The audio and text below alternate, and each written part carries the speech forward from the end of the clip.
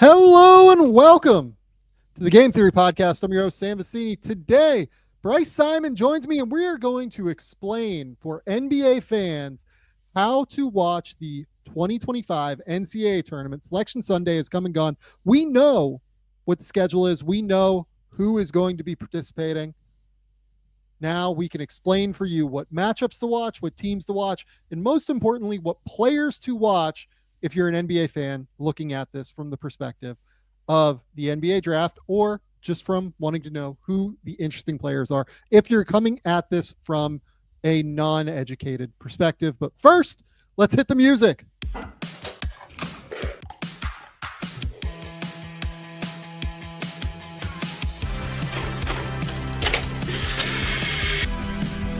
do have a timeout. Decide not to use it.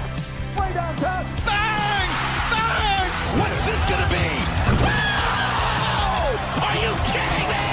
Hello and welcome to the Game Theory Podcast. I'm your host, Sam Vecenie. Step and But if you watch the tape, what you will see completely orchestrated this game.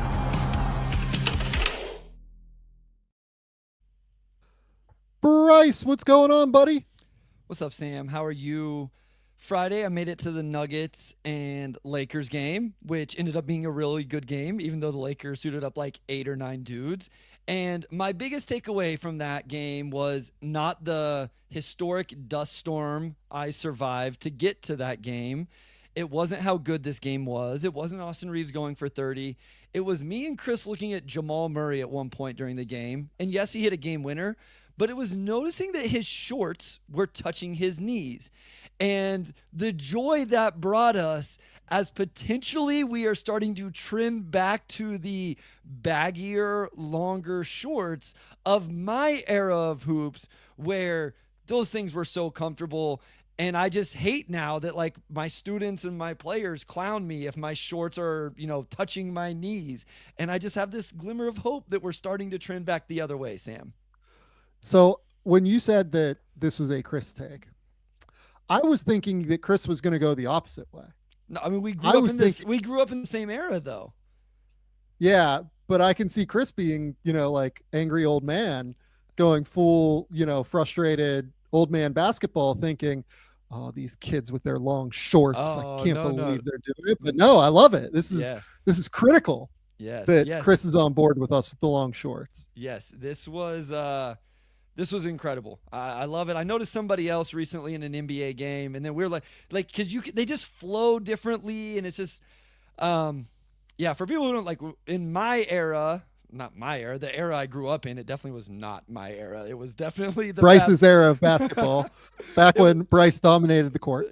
Bryce did dominate the court in Kansas, for what it's worth. Yeah, very small Kansas. But yes, like that era, I love the baggy clothes. I mean, I'm wearing shorts right now, but I only wear them around the house because literally, if I go on one of my walks and one of my students, high school players, somebody like that sees me, they will stop and clown me for my shorts being too long and too baggy.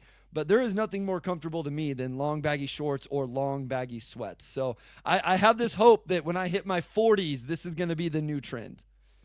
I would hope that that's where we're at as well, because I tend to wear baggier clothes in general. Look, we have the Sandman on our side. Adam Sandler is consistently always wearing the baggy clothes. So as long as Sandler's on our side, I feel like we still have the right way. You know what else I saw some kids wearing jean shorts the other day, and I was like, "Are jean shorts making a comeback? Is this going to be a thing?" So I don't know. I'm not much of a fashion person. I'm sure that doesn't shock anybody at all, but it is funny when these trends go back and forth. So anyway, we got to talk basketball.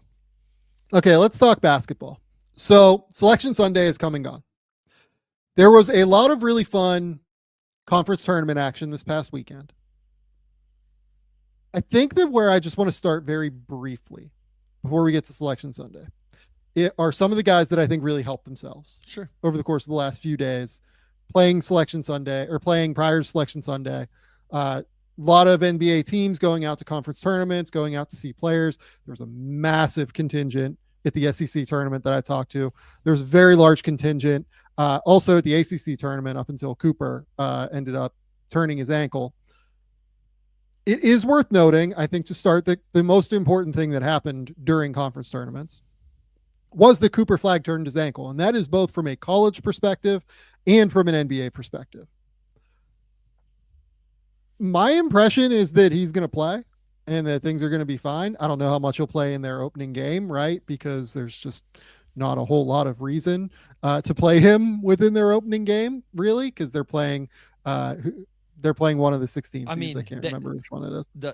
We're disrespecting my alma mater right now. That 16 seed could be the American University Eagles, depending on what happens. It's one of the play-in games or first 4 games. So they play on whatever, either Tuesday or Wednesday. I believe it's Wednesday. And then if American versus Mount St. Mary's, the winner of that will play Duke, I believe, on Friday. Yes. Yeah. So we need American here. Yeah. We need to shout out America here and go for the Eagles here for Bryce. But look, the key here is that I will be interested to see how Cooper comes up from this turned ankle. Obviously, ankle injuries can really screw with your shooting, screw with your weight transfer, screw with all sorts of different things in terms of your base as a shooter. And a big part of Cooper's ability this year has been the shooting and the ability to get to his spots, get to his shot consistently. So what he looks like is going to be critical. Their second round matchup, we'll talk about that a little bit later, is going to be one of Mississippi State or Baylor.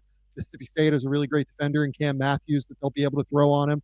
Baylor obviously has VJ Edgecombe. I think that's the matchup that every NBA team will be hoping and praying that we do get, is VJ versus Cooper. But by and large, this does not look like a long-term injury. It looks like just a regular turned ankle, despite the fact that he went into a wheelchair after the game. I think we're all good. I hope that he's healthy, and I hope that we're in a good spot. I think along the lines of that, in terms of people who helped themselves, I had a lot more people messaging me and talking to me about Con Knipple after that injury than I did before, in terms of like, oh, I didn't know Con had this in his game. I didn't know he could do this. I didn't know he could do that. I won't say I watched every second of those games. You can't do that across, the board with all of this, especially I was traveling a little bit. But I would say as we get into names that may have helped themselves and kind of a tertiary impact of Cooper's injury, it sounds like Con Knipple got a chance to show his all-around game, and that kind of opened some people's eyes to it. I think Con definitely helped himself over the last 3 days, realistically 4 days, I guess, because the ACC quarterfinals were on Thursday. But goes for 28 against Georgia Tech, goes for 17 without Cooper Flag against North Carolina, and then goes for 18, 8, and 3 with 2 steals in the title game against Louisville. I thought the Louisville game was particularly impressive because he did not shoot the ball well from 3 in that game. He went 0 for 5 from 3 and still just got to his spots consistently, got to the foul line, really was competitive as a rebounder. I think that's the thing that people just do not understand about Con, is that he is an extremely competitive player. And really fights on the defensive end. Yes, I have questions about how slow-footed he is, but he's actually I wouldn't even say he's an average college defender. I think he's actually a fairly good college defender. Now, his weaknesses in terms of his slow feet are things that can be exacerbated by NBA spacing, but he competes and he fights and he scratches and he claws to a point where I kind of think he might be okay on an NBA court at the end of the day. I think we've seen a lot of guys in this ilk who just if they have enough size, if they have enough strength, yes, they're going to get attacked off the bounce. They're going to get their hips open and they're probably going to give up something on that drive. But when they can get their chest on you and they can stay in front and they can understand angles and positions, and then along with I think we always talk about on-ball defense, but the off-the-ball defense is something I try to watch and value and add into this more and more. And I feel like Con is a guy that's going to be very successful with that. He's going to be low man when he's supposed to be low man. He's going to switch when he's supposed to switch, all of those type of things. He's going to communicate. And as you pointed out, he's going to go rebound, which is a part of defense, right? Finishing off the possession. So obviously he's going to make his hay on the offensive end, knocking down shots, maybe doing a little more off the bounce than what people thought. But I don't think he's going to be like a catastrophe on the defensive end where it's oh my gosh, this is a disaster and he can't even be on the court at all. Like you said, I think he's a positive college defender, and we'll see how much that can hold when it gets to the NBA, but it at least gives him a chance. I agree with you. Other guys that really helped themselves. The next guy I got to talk about is Nick Clifford. Okay. Nick Clifford was not just good during the Mountain West Conference tournament, and has not just been good over the course of that tournament, and that's it. Nick Clifford has been genuinely elite basically since mid-January. In the conference tournament, he went for 25-14, 26-11-6, 24-6-3 against really three teams, because Nevada is also quite good, and I don't think that they, get quite as many flowers necessarily as they should. They were a top, 75 Ken Palm team or something like that. But both Utah State and Boise State are top 50-ish teams in the country, right? And for Nick Clifford to do what he did against them particularly, I think was wildly impressive. Just absolutely carried Colorado State to the conference tournament and to the guaranteed automatic bid in the NCAA tournament. But more than that, Colorado State started the season, I believe that they were 10-7 on January 17th. They had just lost to San Diego State. They lost games early in the season to UC Riverside and Washington and Colorado, three teams of whom are not very good. From that date forward, Colorado State went 15-2. Nick Clifford averaged 21, 10, and 5 assists with 1.4 steals and 0.5 blocks, shooting 51, 46, 80. Not like he should be an All-American this season. He has been unbelievable. I have him as a top 20 guy in the class right now, and I had him like right outside of the first round range when we did the mock draft recently. I went back and watched a few more of his recent games after he really started to play well at the conference tournament and was like, oh no, this is a real dude. This is a serious player. I still don't quite think he's a shot creator at the NBA level, because I think his handle is just a little bit too loose at the end of the day. And I think that he can be bothered a little bit by guys really getting into his shit and blitzing him and doubling him, or they dig into his handle and help at the elbow area. I think you can convince him to make some disappointing decisions. But Nick Clifford is a really interesting player, and he can shoot it now. He's a real defender who made the all-defense team in the Mountain West, rightfully so. And he can also really, really pass. Dribble, pass, shoot bigs who can defend, or dribble, pass, shoot wings who can defend at 6'5", 6'6", with a 6'8", 6'9" wingspan. Those guys go in the top 20. Yeah, I mean, I have him at 17 on my board. I feel like I was not high on him coming into the year. I slowly worked my way into that. I've had him in the first round for a little while. And I actually didn't even watch the conference tournament because I feel like I knew who Nick Clifford was. I don't feel like I'll watch NCAA tournament, but I don't think he's a primary creator. What I like about his primary creation in college is that I think it plays well when it scales down to him playing off the ball. Yeah. As you said, he's a dribble, pass, shoot wing who I think understands all of those things off the ball. That's what sold me on him when I was watching him. I was like, oh, he understands off ball relocation. Oh, he can cut out of the corner. He can go to an offensive board. And even though he has to do a lot of primary creation for his Colorado State team, I was seeing these reps of this off-the-ball stuff that's the NBA role, where now the passing and the creation is I attack this closeout, somebody steps up, I can make the simple read on the weak side that's just a simple 2-on-1. It's not a ball screen, I'm getting blitzed, they're rotating oh crap, I already left my hands. He doesn't need to do that. I don't think that's what you're drafting him to do. But as a second side creator, advantage exploiter, those type of things, I think he absolutely can do that along with the defense. So I very much have him in my tier in the top 20, and I'm interested to see where teams fall on the shooting, because that was kind of a question, right? And I feel like he shot it well this year, and so do teams buy it? Do they think it's a 1-year thing? Where do teams fall on that? I think that probably ultimately decides where he ends up getting drafted. And he's a streaky shooter. He started the season very poorly as a shooter this season. He was down below 30%, and now he's like up above like 39%, I believe, because he went on this crazy run at the end of the year. And it was like this last year too, for what it's worth. Like he went through streaks where he was really, really hot and really, really cold. So I think that that is like a reality of his game a little bit right now. But the fact that overall, when you look at the big scale of the percentages, that they look clean, that's going to be the ticket for Nick Clifford to go in the top 20. And one just real quick, also, when you look at his free throw percentage, it's been a little bit all over the place as well, but has been a little bit better the last 2 years. I had somebody like reach out to me. Colorado State. Nick Clifford plays for Colorado State, so that's who we're talking about here. I had somebody reach out, like, I guess sometimes maybe we don't mention the school they're at, and so obviously we'll do a really good job on this one. And I felt bad because I listened to a Chiefs podcast, and sometimes I'm like, guys, give me position and school, because I didn't watch a lot of college football this year.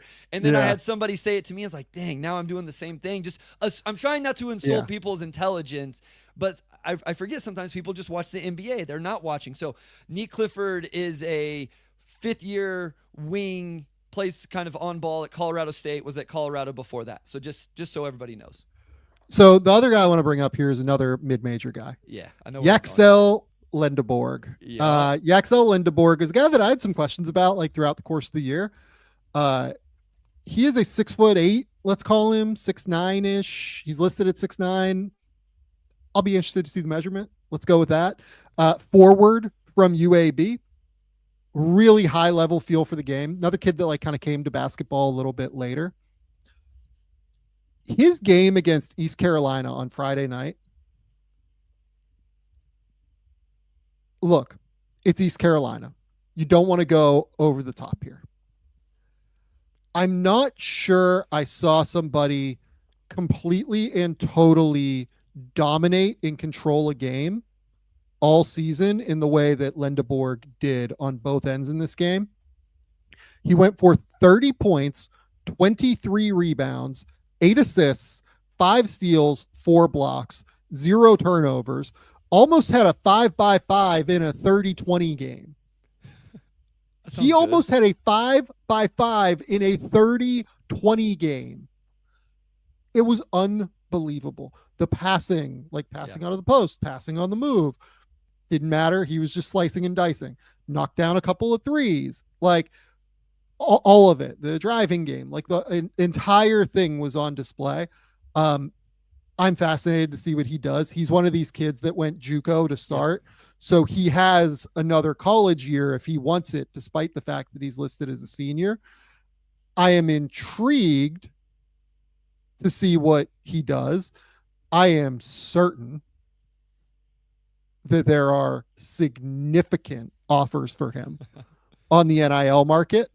That I, I have zero doubts about that. He would be well over $1.5 million, I would guess. It'd be hard to imagine him not being a top 5 portal player. Is that fair? I think he would be a top 5 portal player. Yes. Okay. I think that's right. Again, Sam mentioned UAB. They lost in their conference championship today against Memphis, so you will not see them in the NCAA tournament. Correct. I don't know that NIT or is it the CIT? The Crown, whatever it is. CTI, whatever the other one is. That stuff hasn't come out. At least I haven't seen it yet. So maybe you could see him in those games, which also start on Tuesday. But as you mentioned, a JUCO kid putting up huge numbers for UAB. The shooting is kind of a question. But again, like I just talked about advantage exploiter with Nick Clifford, I have the same thing for Yax, like catch and shoot. He can attack closeouts. He moves the ball. The rim finishing numbers were interesting. He can really pass. The defense, the rebounding, just an all-around really interesting player that has really good size as well. Like I tend to kind of fall in love with those guys. They're like 6'8" and just like really strong build. Not sure how athletic he is. I saw him got bullied by Dane Danger a couple different times this season. He's not a center. He's a forward. It's funny. I put exactly in my notes, uppercase, not a center in the NBA. Danger is too big for him. And it's just important to note because I think sometimes people are like, oh, he'll just play small ball 5. And it's like, right now he wasn't able to hold up with that. I didn't realize he had another year of potential eligibility, though. That's interesting. Yeah, so he's a JUCO kid. So these kids are going to have the ability to do Oh, so. yeah. So we'll see what he does. I would imagine he's a test, and we see Yeah. where it goes. Kid, I have him as a late first though. I was gonna say, Right now. I moved him up into my potential first round pick tier. He's like at 33, but that tier's all kind of the same, and we'll continue to hash out. So we're kind of in the same realm with him at this point. Then. Totally. Okay. Just one other game I wanted to call out. Did you watch Maryland, Michigan? I did not. The playmaking center game. I did not. It was unbelievable. Derek Queen versus Danny Wolf. Yeah, like Derek Queen, Danny Wolf was incredibly fun. Michigan ends up winning this game 81-80. Vlad Golden was probably the best player. I think I might say Derek Queen was the best player on the court. Derek Queen didn't do a whole lot other than like score and play make and do, what Derek Queen does kind of. Golden, kind of controlled the area around the paint, pretty effectively. But Danny Wolf in that game goes for 21, 14 and 4 assists, shooting, I think it was like 8 of 16 from the field. And then Derek Queen goes for 31, 3 and like 0 assists, but had 2 blocks. And he went 10 of 19 from the field and got to the line 9 times. It was just a beautiful basketball game of like playmaking bigs that everyone's looking for right now. Yeah. Neither of them really defended.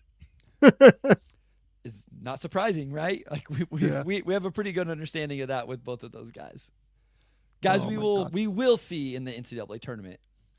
We will see them, and we will talk about them a little bit more in depth. Anyone else that you saw that you want to call out during conference tournament season? I mean, we're going to talk about the one guy that I would like to, shout out because I thought his name finally popped as it went through the conference. I mean, Bennett Sturts, but we'll talk about him later as we go through this at Drake. So I don't know that we need to off the top.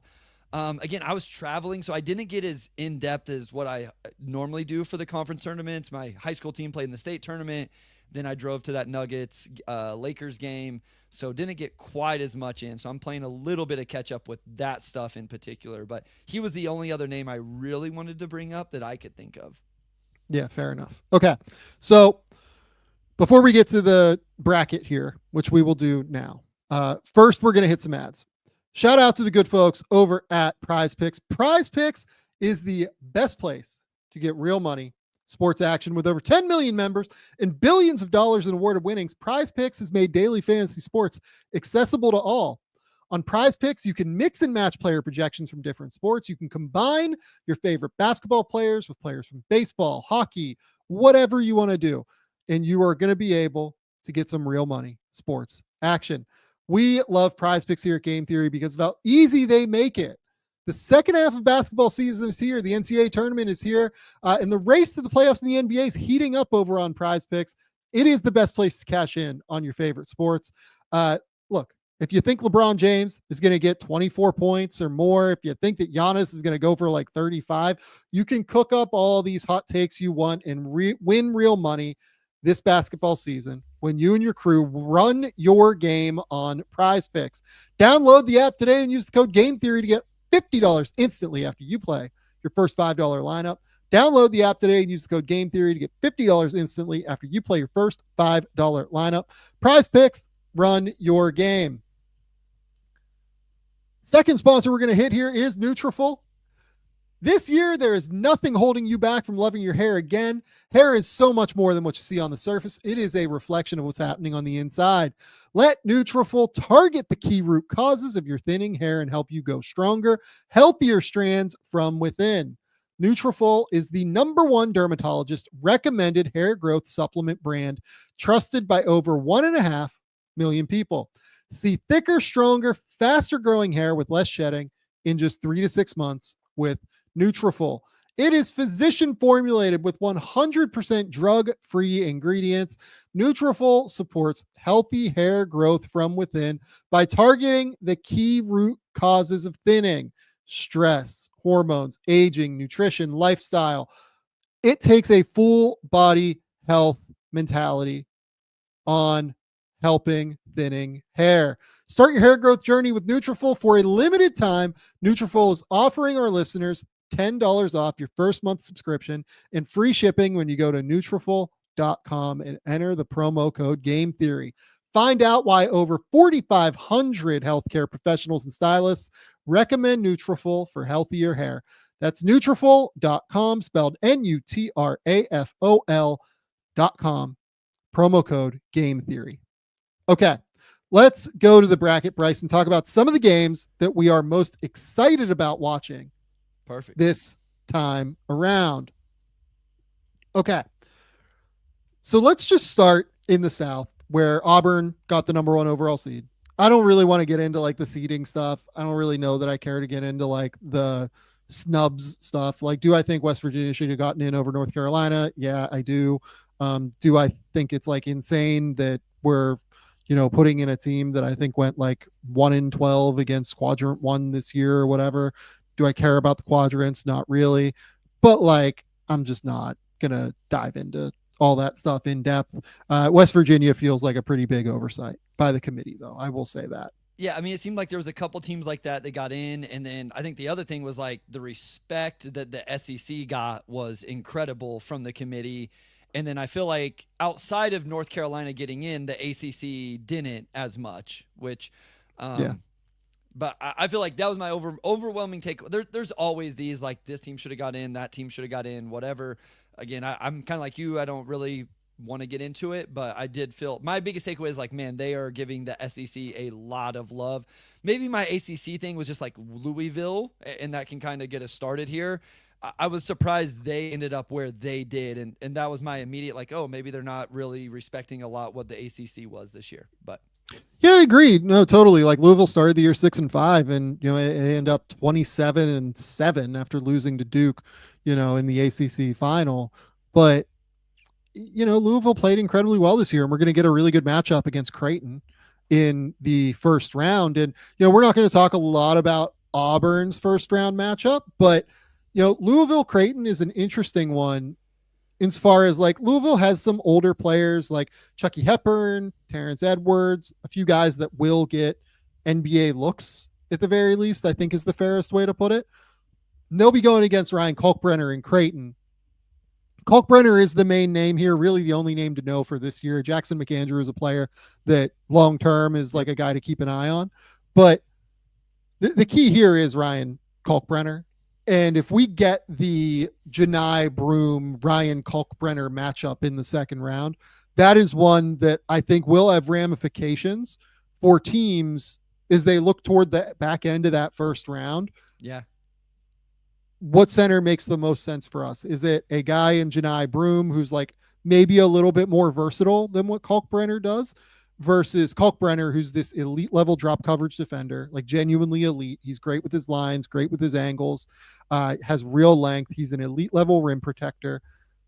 Is it going to be more of that though? Every team's going to feel differently about it based on their scheme, but that game I think will tell us a lot about how those two players look if we get a chance to see it, because Creighton has to get past Louisville first. Yeah, no, I'm excited. I'm excited for this just because, like you said, Louisville is a good team, and so seeing Kalkbrenner against them. You mentioned Jackson McAndrew, a guy I'm really interested in moving forward. But if we do get the Creighton Auburn game, I mean that's a great chance for how good are you, Ryan Kalkbrenner, on the defensive end against one of first team All-American and Janai Broom. Janai Broom, how can you handle the length of him? Another guy I'm really fascinated to get some more, whether it's for this year or even into next year, is Tahad Pettiford. I feel like all of a sudden he really started showing up on people's boards. I assume we don't learn a whole lot from their first round matchup in terms of his NBA outlook, but you at least go against Stephen Ashworth and some guys like that on Creighton. So just in terms of that match, like to me, would be what day would that game be? It would be on Saturday for the listeners. That would be a fun one to watch if you do end up getting a Creighton Auburn game where, some really intriguing guys. Yeah, agree. Couldn't agree more. I'm actually like very excited that they put, I believe Auburn is like one of the early games. Oh no, it's sort of early on the first day. That means I don't have to wake up super early and watch that game potentially. That's a nice win for me over here. But the Louisville Creighton, matchup into Auburn is at least going to be interesting. If it is Creighton, And I don't even know that it is. Like, I think Louisville should Yeah, probably yeah. be favored against Yeah. Creighton for what it's worth. Like, their guards are just a little bit better defensively, a little bit more athletic. But if we do get the Creighton matchup, that's also an interesting one for Kalkbrenner because of Tahad Pettiford and his ability to really fire off the bounce. Yeah, yeah. And do you have to play a little bit more at the level? Do you have to show some things? It'll be a really, really interesting one to me. Yeah, no, that'll be fascinating. For those that don't know, Tahad Pettiford is a freshman at Auburn. He actually comes off the bench for them, but has had a really good kind of come on late in the year. Highly recruit from Jersey, but a big time shot maker off the bounce. And so, to your point there, Sam, you can't always drop coverage against those guys because you get a good screen on his man, and Pettiford is a guy that can rise up off the bounce and knock down that shot. So does he pull Kalkbrenner out where he has to now play at the level or maybe hedge some? Can you see some of his movement ability, which could end up being a really good thing for him, right? Like show some scheme versatility, or it could end up being a negative if Pettiford's cooking him or he refuses to step up or whatever may happen. So the next little set of games here, we've got Michigan, UC San Diego, we've got Texas A&M, Yale. Texas A&M, Yale, there's not a whole lot there for NBA folks. John Poulikitis actually is probably the best prospect in that game. He is a 6'6" wing who has a Greek passport for Yale. He was at the back end of my top 100 recently that I published. He really is just like a sniper. He's like a 40% 6 3-point shooter. Yeah. Look, if Yale's going to catch Texas A&M, it'll be on his back for sure. And I'll be interested to see how Texas A&M goes about defending him and defending the actions that, they really like to run with him. The more interesting game here is UC San Diego against Michigan. Yeah. UC San Diego is an awesome basketball team that I have so thoroughly enjoyed watching this year. Eric Olin, shout out to Eric Olin. He is a fantastic basketball coach. I love the scheme that they run. I love the way that they really drive and kick and create open 3-point opportunities. I love the way that they defend on the interior. They are really, really kind of like tough on the interior while also being super aggressive and trying to force turnovers on the perimeter with guys like Hayden Gray. It's a really interesting matchup for Michigan State, who has Michigan, I'm sorry, not Michigan State. Michigan has like these ball handlers that, with Danny Wolf, you obviously have like a big ball handler that you can rely on to, run different actions and to break a press if you need to necessarily. But like Trey Donaldson, he can get turnover prone. Roddy Gale can get turnover prone. Danny Wolf is turnover prone, Sam. Like Danny Wolf's one of his biggest critiques and things I struggle with is like he can pass, but why does he average the turnovers he does if he processes over 3 turnovers a game for Danny Wolf? UC San Diego, I'm telling you, like they are going to get into their shit. Like that is the reality of who they are. Like Hayden Gray and like these other dudes are really going to force turnovers against Michigan. And that is a fascinating matchup to me. UC San Diego, first year they're eligible for the postseason, right? This is their 5th year of Division I, playing Division I, first year eligible for the tournament. 30-4 this year, guys. 36th in KenPom ranking with 57th offensive, 30th defensive. And just so you know, 36, that puts them right in the middle of Georgia, Connecticut, Creighton, and Oklahoma. So, feel how you want about KenPom, but this is a team that had a really good record, played really well, and has gotten better. I think I was looking as like just kind of the progression. Every year they've essentially gotten, they were 21-12 last year. They're out of the Big West and got in this season. And yeah, this sounds like it'll be a really, really fun. What day is this game? And this is also the first day. So day 1 matchup for those two teams. Yeah, that's a night game, day 1, I believe. Shout out to their best player. His name is Aniwa Tate Jones. He is a kid from New Zealand out here. Love it. Yeah, really like 6'6", like creative wing. I don't think he's an NBA prospect. I do think he's more of like an Australian NBL prospect, more as opposed to like in terms of his professional prospects. But really creative in terms of the way he sees the court, really sharp playmaker. They have another shooter in Tyler, I think his name's McGay, if I remember correctly. They have like a big inside in K-Pitch who can like not only defend on the interior and we'll probably get the Golden matchup, but can also space the court a little bit. I'd imagine that Chris Howell, their transfer from St. Mary's, is probably going to get the Danny Wolf matchup where, he is somebody that is also like a pickpocket, much like Hayden Gray. So the way that they're going to play is they are going to collapse down on these Danny Wolf drives and these Trey Donaldson and Roddy Gale drives, and they're going to try and strip the ball. And it's going to be incumbent upon Michigan to not turn the ball over when that has been a really, really big part of their season this season, where they have a turnover rate at about 20%. They turn the ball over on like 1/5 of their possessions. Yeah, so Tate Jones led the conference in field goal percentage. Also a guy that got to the free throw line almost 9 times a game. So really interesting there. And according to B-Ball Reference here, your guy Hayden Gray, you've mentioned multiple times, led the country in steals. So like that's the type of player we're talking about on the defensive end with Hayden Gray. So yeah, a Michigan team that we've outlined multiple times now. This will be a great test for Danny Wolf. Can you do all this stuff and take care of the ball and, not turn it over against a team that can do that to you? That is right. Okay. The key matchup here, though, from an NBA perspective, is Danny Wolf.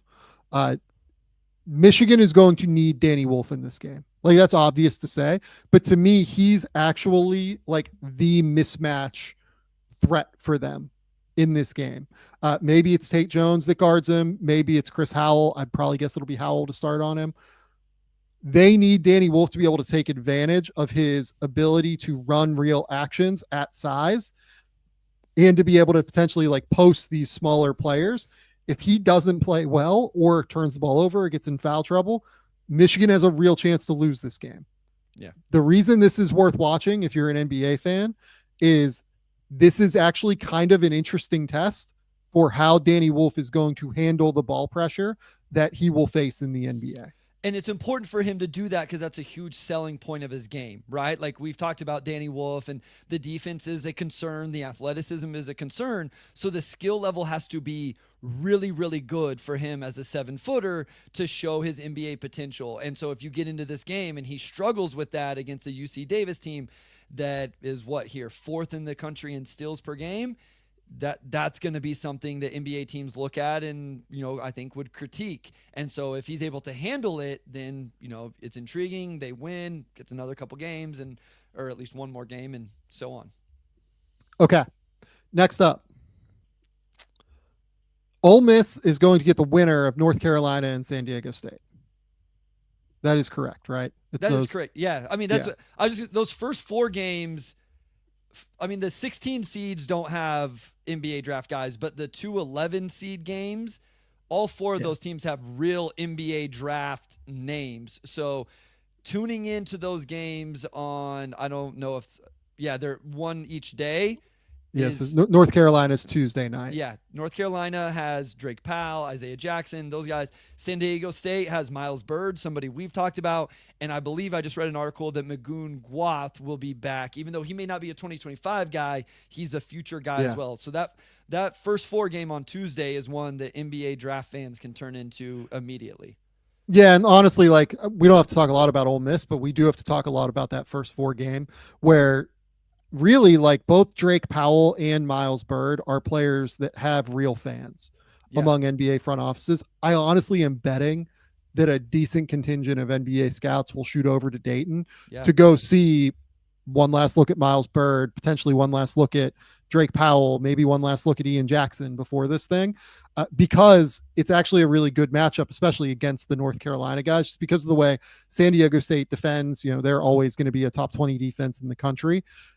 Drake Powell, though, is a player that, teams are certainly trying to get their handle on where they are on him. I am not quite as high on Powell for this season as some are, I will say. I think that his offensive game is a ways away. I will also note, though, that I thought that he, not in the, obviously not in the game on Friday against Duke, but in the game the week beforehand on Saturday, the 8th against Duke, I thought he did a really good job defending Cooper Flagg, actually. Yeah, I saw a lot of that. Yep. Yeah, and I would like to continue to evaluate him defensively. Miles Bird is more of like a floor spacer defender, so you're not going to get a chance necessarily to see him like defend Miles Bird as like a primary scorer or anything. But Miles Bird is another guy where, the advanced numbers are big fans of Miles Bird, largely because he is an excellent action defender. 5.1 block rate, 4.3% steal rate. Just consistently gets his hands on the ball. He is spectacular in that regard. He is exceptionally disruptive. He plays as much as anybody on the San Diego State team. Takes a ton of threes very consistently in the 5 to 6 3-pointers per game mark. Just, only makes 31% of them. And in part, it's because a lot of them are contested threes, because San Diego State generally struggles to break down defenses this season with their like primary playmakers. So very, very interesting team. And I'm glad you brought up Magoon Guath too, because he is a player that a lot of NBA teams are at least interested in. They don't see him as a 2025 guy, but long-term, 7-footer who can really block shots. Interesting player, especially given that he made 36% from 3 on about 2 per game. Yeah, so Magoon Guath plays for San Diego State. Big guy, or, that's the projection there. But, yeah, led the conference in blocks. He's missed some games here towards the end of the season. But, again, sounds like he'll be back. Miles Bird, San Diego State. Drake Powell, North Carolina freshman that was very highly touted coming in. And so this could be a big-time opportunity for him and kind of an up-and-down freshman season at North Carolina. And to your point, I would assume these scouts flock to Dayton, because we don't need to talk about the other game that's going to happen on Wednesday, but that one has a potential, like a top 10, potential top 5 pick, if depending on where you look at. And their opponent, Texas's opponent in that game, Xavier, has a guy I know both you and I really like, and a potential future wing as well. So I just think NBA scouts can go to Dayton on Tuesday and Wednesday and watch 5 to 8 kids that, the prospects might be in the NBA at some point that are 25, 26 prospects. And I would assume that's more than worth their time compared to maybe what normally happens in the first 4. Yeah, I think that's dead on. Ian Jackson, just has not really been great over the last little run here. Yeah. No points against Duke in 10 minutes, 3 points against Wake Forest, 4 points against Notre Dame, 8 points on 3 of 6 against Duke. Did have a nice little 19-point explosion against Virginia Tech, but 5 points against Florida State. Had a terrible horror run in early February. So I would assume that he is a 2026 at this point. RJ Davis is a guy that, probably gets invited to camp somewhere, I would say at least. But in general, I think the player that teams will be most interested in watching is Drake Powell, given the defensive ability, and they want to learn and continue to learn more about where the offensive game is right now, because he's right on the border of should he stay, should he go, given the explosion of NIL money in college. I agree. I think I would agree that Drake Powell's probably the one. I feel like I know who Miles Bird is right now, and it's just like, okay, what do you feel about that? Drake Powell is one that I would love to get a couple more games of data on, and starting on Tuesday.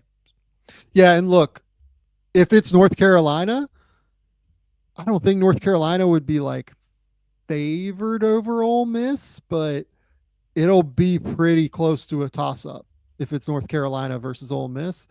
And then these two teams will play the winner of Iowa State and Lipscomb. Yep. So Iowa State is going to be without Keyshawn Gilbert, it looks like, for the NCAA tournament. Keyshawn Gilbert is there. I mean, one of their 3 great guards. I would say really probably their primary point guard, if I had to pick one of the 3 out of him, Tim and Lipsy and Curtis Jones. Yeah. Without him, I do worry about Iowa State being able to create offense consistently and effectively. In terms of their overall team, Curtis Jones is a senior. He is, I believe, a 4th-year senior. I think that he is done after this cycle, if I remember correctly. Big time shooter at 6'3", 6'4". The guy that teams I've talked to recently are quite interested in is actually Joshua Jefferson, who's a 6'8" wing who, since Gilbert has been kind of missing time here and there, he is somebody that has played a little bit more of a point forward-y kind of role, asking him to initiate offense so that they don't have to consistently, rely on, Curtis Jones, and they can use him as like an off-ball shooting wing, right? Now, I do worry about where the offensive game is with Jefferson, but he is a great defender. He is a really high-level rebounder. He can drive and finish in a straight line, and the shooting is at least like getting there. I think he's probably a real two-way guy in this upcoming draft. Yeah, so he started out at St. Mary's in the WCC, had a decent year there last year for them, then came out to Iowa State. And yeah, he's one of those that like you just kind of watch box scores, and all of a sudden he's like filling up the box score with 12 points and 8 rebounds, and then he'll have 4 assists, and you watch him play, and he's just really interesting wing for them. And so, yeah, Keyshawn Gilbert out. Curtis Jones is the guy that will probably score the most points. When you watch Iowa State play, he led them in scoring this year mostly off the bench, which is interesting. And then another name that people may be interested in is Milan Momcilovic, sophomore this year, wing, floor spacer, over 40% from 3 on 5.5 attempts. He missed a few games throughout the year as well. Real questions with the foot speed, with Milan. But a guy that can really make shots. And I always enjoy watching Iowa State just because the way they defend. Like TJ does a great job getting those guys to really, really guard. And that's somewhere that they're going to hurt as well. Keyshawn Gilbert, a big-time defender at the point of attack on the perimeter. Yeah, totally. I find it hard to believe that they're going to make like a particularly deep run without Gilbert. Yeah. But I do think they can get to the Sweet 16 against, Lipscomb, Ole Miss, one of North Carolina, San Diego State. San Diego State has been dangerous in these tournament settings recently. They are quite good at kind of figuring out and problem solving things. But yeah, Iowa State is in a tricky spot right now. Jefferson also has one more year left, so I don't know that he'll be in this draft necessarily. But worth noting nonetheless. Final little group here at the bottom. Marquette, New Mexico, Michigan State, Bryant. Guards, baby, guards. Let's whole lot of guards. Donovan Dent at New Mexico, Cam Jones at Marquette, our guy Jace Richardson at Michigan State. This is amazing. I love it. I love it so much.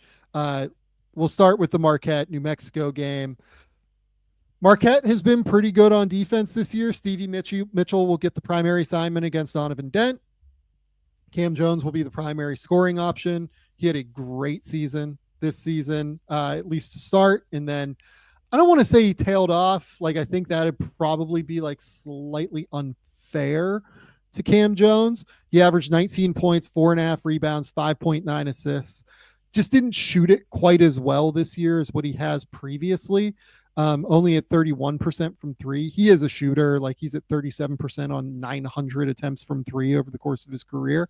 But this year, having to take many more pull-up shots than what he's had to previously, just not quite there. Do you have Cam Jones as a first rounder right now? I do. He's in that same pocket of like Yaxel, Miles Bird, people like that. But yeah, like he's not in my I'm for sure think he's a first rounder. He's in like the end of the first, top of the second range. Yeah, that's where I have him. I have him at like 31 right now, to be honest with you. Like I have, like we'll talk about Milos Uzan later as a guy that is really helping himself right now. Like he's an interesting player in that boat. Len DeBorg is an interesting one.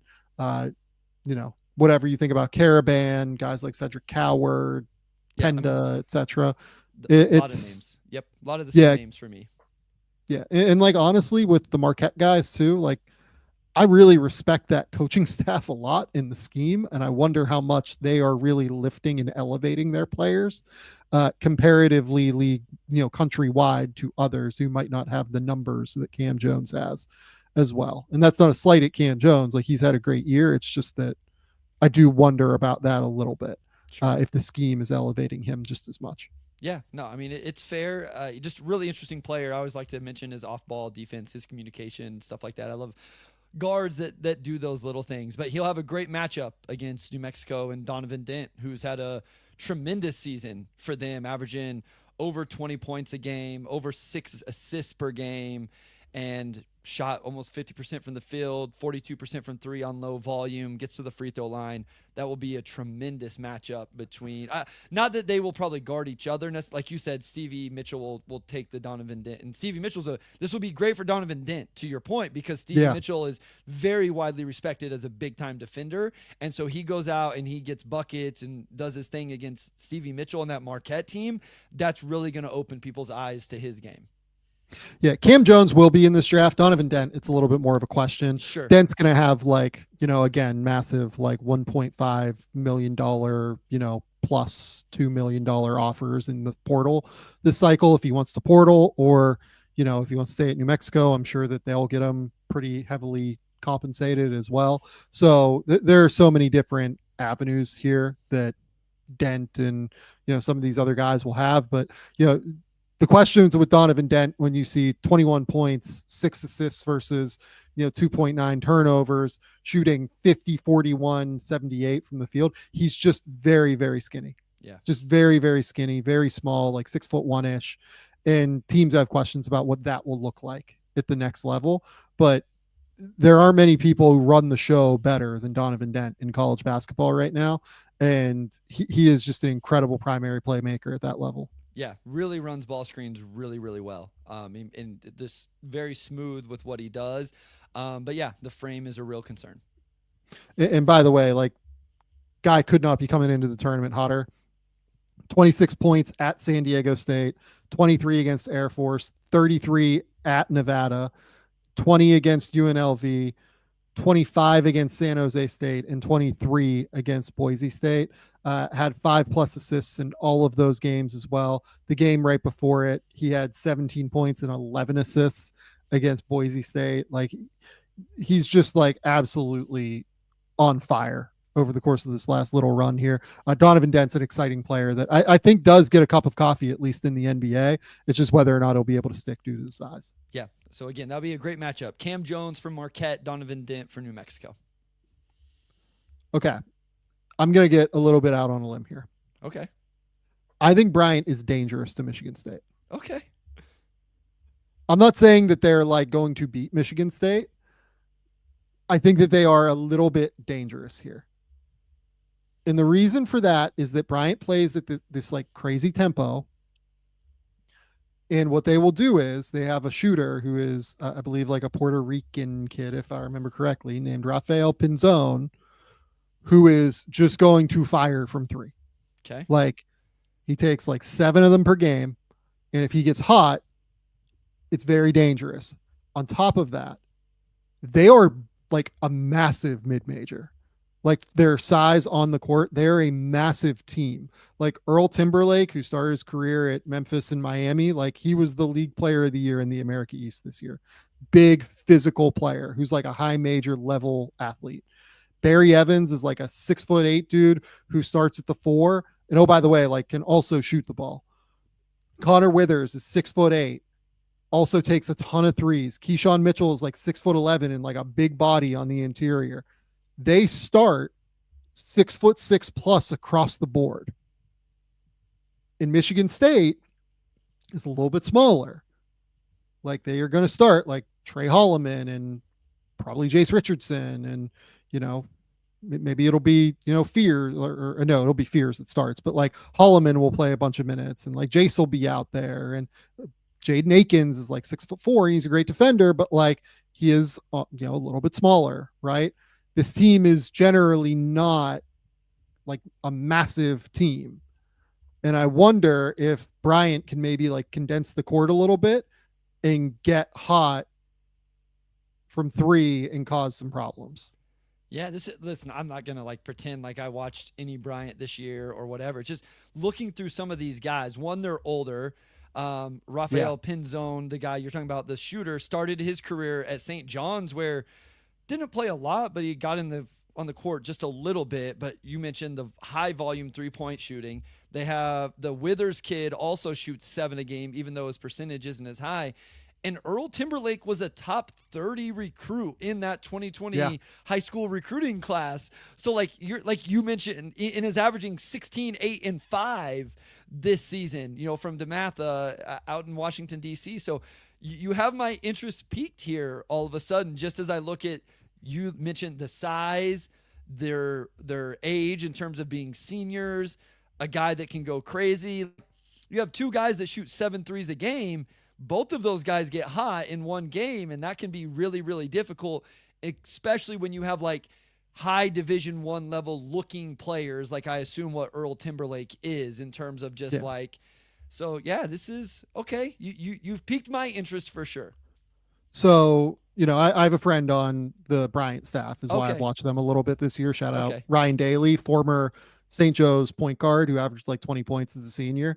And like got a cup of coffee in the G League. Ryan's the best, I think he listens. So shout out to Ryan. Yeah. But like they're a dangerous team.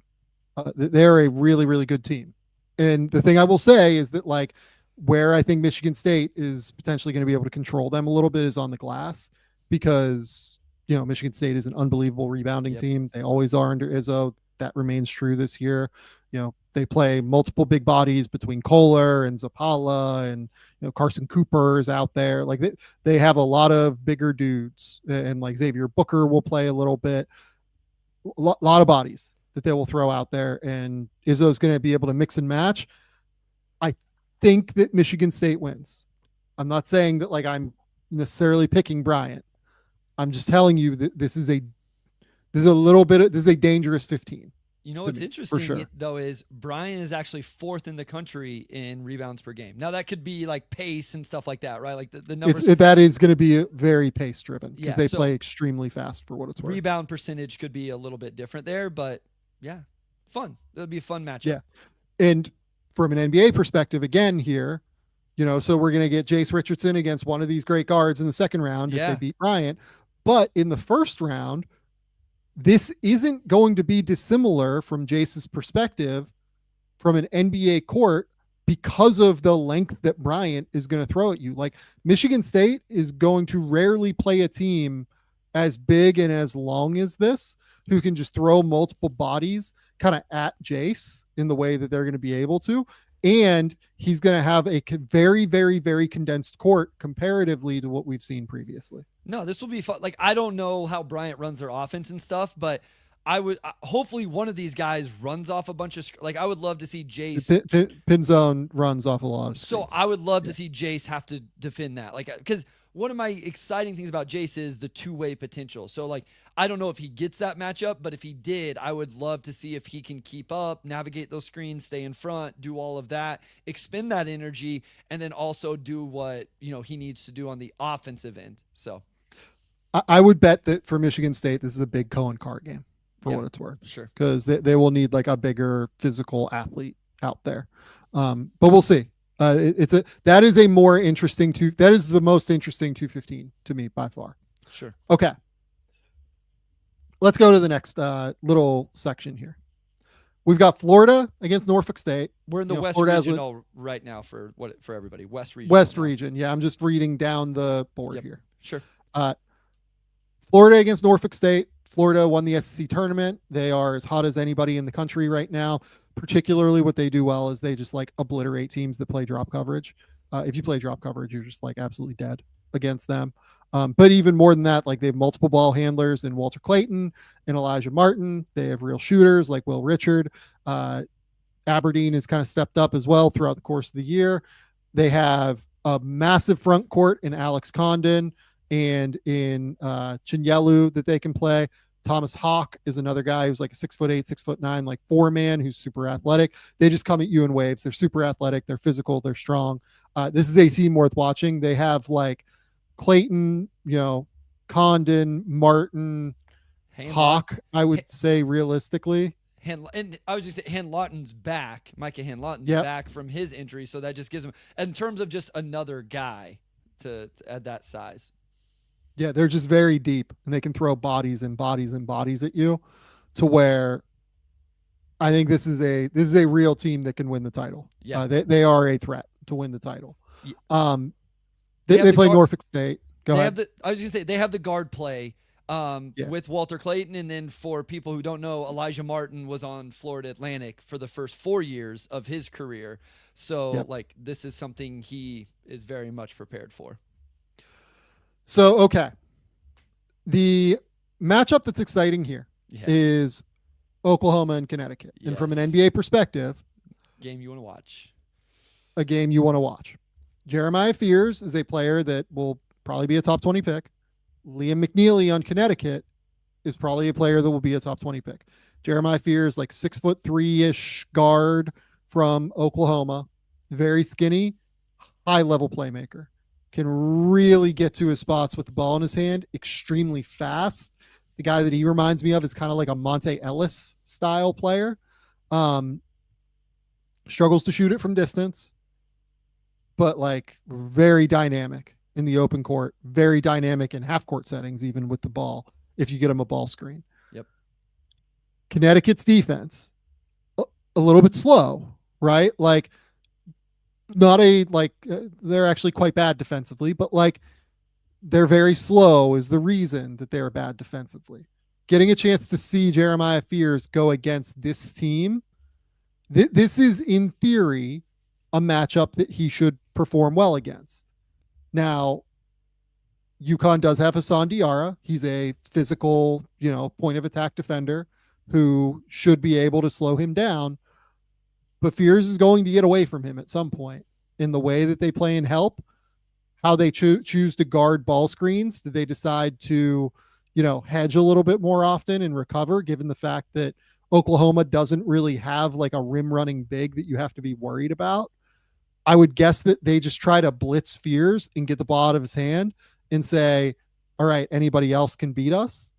How he handles that, how Fears handles that ball pressure will be very interesting to me and very telling about his prospects. Yeah, I would assume that Connecticut does that. They play aggressive at the ball screen. So how do Samson Johnson, Terrace Reed Jr. handle that? And to your point, if you're Jeremiah Fears, are you patient giving it up?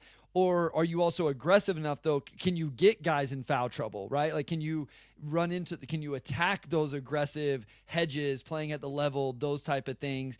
And the other thing I'm fascinated to watch Jeremiah Fears is on the other end, because even though this isn't like the last 2 years Connecticut talent, it's still the last 2 years Connecticut coaching staff, and they are going to run him off actions, whether it's Liam or Alex or Hassan, whoever it is. If Jeremiah Fears ball watches or can't navigate off-ball screens or even on-ball screens, they will attack him over and over and over. And Connecticut is still talented enough to do that and, it show up. So Fears is going to have to show up on the other end. I think I'm more fascinated to watch how he handles everything Connecticut runs. Could not agree more. And by the way, his game in the SEC, what was that, quarterfinals, where Oklahoma played, I believe it was Kentucky, and had like a crazy comeback in the final 10 minutes to go from being down, I think 11 in the final. I think it was like a minute and a half left and they were down 11 and they actually took the lead late in that game. Like it was pretty wild. And Fears dropped, I think 9 in the last, I think he had 9 in the last like 80 seconds or so of that game. Drilled a 3, got to the line twice.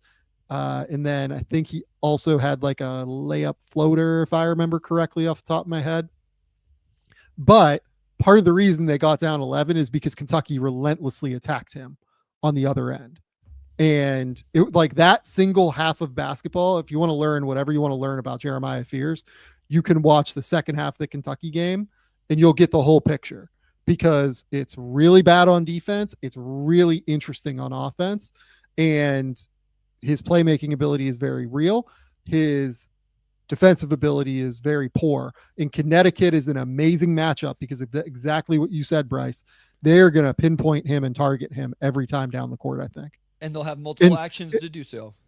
And Connecticut is a team, like a lot of colleges, don't like mismatch hunt like this. Connecticut will do it. Connecticut will relentlessly do it. Yeah. No, this is a coaching staff that very much will do. If they find an action that works, watch, and I would almost guarantee you they run it the next time down the floor. And if it works again, or they'll go away strategically for a couple possessions and then come right back to it. Or if he gets in foul trouble, I guarantee you they're trying to set a screen, get a switch, attack him with a post, something like that. But I also think the way to defend Jeremiah Fears maybe for Connecticut is to make him work on the defensive end, right? Because you don't Could have not agree more. You don't have the foot speed, as you mentioned, on the perimeter. So, and then for Connecticut, you mentioned Liam McNeely as a wing, played with Cooper Flagg at Montverde, really interesting player, had some big games. I think he struggled recently, maybe knocking down shots. Alex Caravan is a guy both you and I like. I think for me, he's in that tier at the end of the first, top of the second. And then I like Terrace Reed, whether it's this year or another year from now. Those are probably the biggest names with Connecticut, but definitely those wings and McNeely and Caravan. From MH Cardinal, can Connecticut take down Florida? So I think Connecticut does beat Oklahoma. I will say that. I think that Connecticut, my answer to this is I would pick Florida in this game unequivocally. Connecticut does have some component pieces to at least like challenge Florida potentially. I think they can get hot from three. Defensively, like they won't play drop against Florida. Like I feel quite confident of that. They'll try and like, hedge out and recover and like make these guys like really pass the ball and make good decisions and play like aggressive defense, right? That'll be really interesting because Walter Clayton, like part of the idea of Walter Clayton, the primary guard for Florida that teams are interested on the NBA side, he is a senior, is can he make decisions? Can he actually be a primary point guard, or is he more of like an off-ball scorer, which is a little bit less interesting? So Connecticut will test him if they get past Oklahoma in that respect. They will test Elijah Martin. They will pinpoint things that make Florida's life harder. Ultimately, I think that Florida is just deeper and longer and a little bit more talented than they are at the end of the day. But they can at least like challenge certain things that Florida does that could make it interesting if they have a hot shooting night. If they don't have if Connecticut doesn't have a hot shooting night, it could be like a 20-point loss for sure. Yeah. I mean, we talk all the time about like guards being the difference maker in the NCAA tournament, right? So like Solo has to play well. He did lead the conference in 3-point percentage, but to me for Connecticut, it comes down to McNeely and Caravan. Like those guys have to shoot the ball well, score the ball well, have to play well for this team to, make some sort of really interesting, fun run. And quite honestly, just to get out of the first, I mean, that first weekend for them, like beating a Jeremiah Fears-led Oklahoma team and then taking on Florida, they're going to need those two wings to play extremely well, in my opinion, to do that. Totally agree. And then Liam McNeely is, a guy that I quite like. I will say, like, he has a tendency to just kind of attack on the interior. Oklahoma does not have like a rim protector that should cause him some problems on his drives. McNeely's shooting like 40% from the rim in half court, even though he likes to take them. Like he likes to attack and use the threat of his shot to open up drives. Florida does. Like Florida is longer. They have Chinyelu, they have Condon, they have Handlockton. Like they will come at you in waves at the basket as well. Yep. No, they absolutely have that size. So, okay. Next little group of teams. I don't know how much time we'll spend. Memphis and Colorado State is a genuinely interesting matchup. I'm fascinated here, Sam. Like we've talked a lot about Nick Clifford already, so I don't know that I need to really talk a ton about him. Memphis has a number of players that are at least like worth talking about very briefly though. Okay. So like I'm very fascinated with PJ Haggerty. Like he led the conference in scoring this year. Like is he on your top 100? Like, is he a guy you're considering at all or no? Yeah, definitely considering. Oh, okay. I just think he's going back to school, I would assume. Like why that kid's, going to make $1 million. Like, why wouldn't he go back to school? So PJ Haggerty started at TCU, then Tulsa, this year at Memphis. So his third year, averaging 22 a game on 49, 39, 81, getting to the free throw line 8 times a game. I found myself really enjoying watching Dane Danger. Like I watched that game today, and this dude is like off the bounce, attacking, finishing with his left, throwing no look passes. I don't know. Fun player. I don't know what it means NBA wise. Not an NBA player, but a fun player. And like they have Musa Cisse. So like So the point here is like they just have some size. It'll be interesting, like when Clifford drives and some of those things. How does he finish and all of that? I just think it'll be a fun game. I'm interested for the game.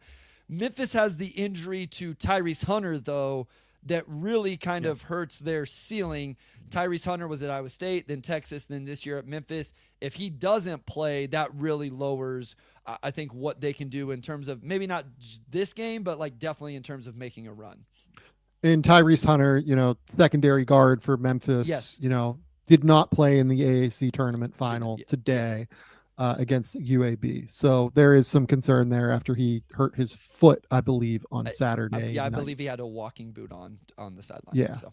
So interesting game there. Maryland Grand Canyon, another like kind of fun game, right? Because you get Derek Queen.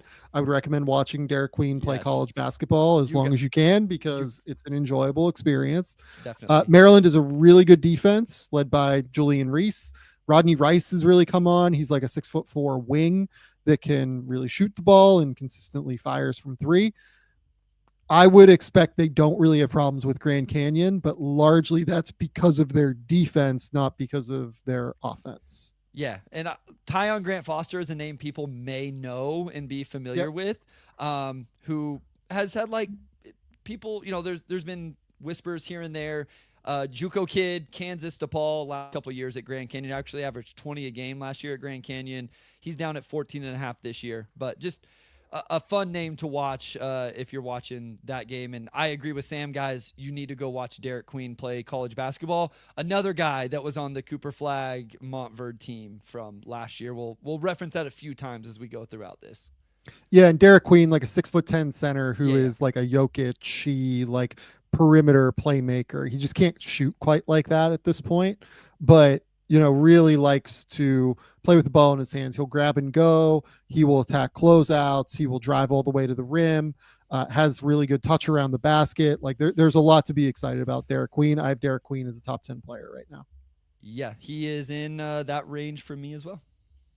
Yeah, really, really interesting player. Okay. I mean, if those two teams, like Nick Clifford against Maryland is kind of an interesting matchup to me. Again, that would be multiple first-round picks potentially playing one another. If that game was to happen, for sure, check it out.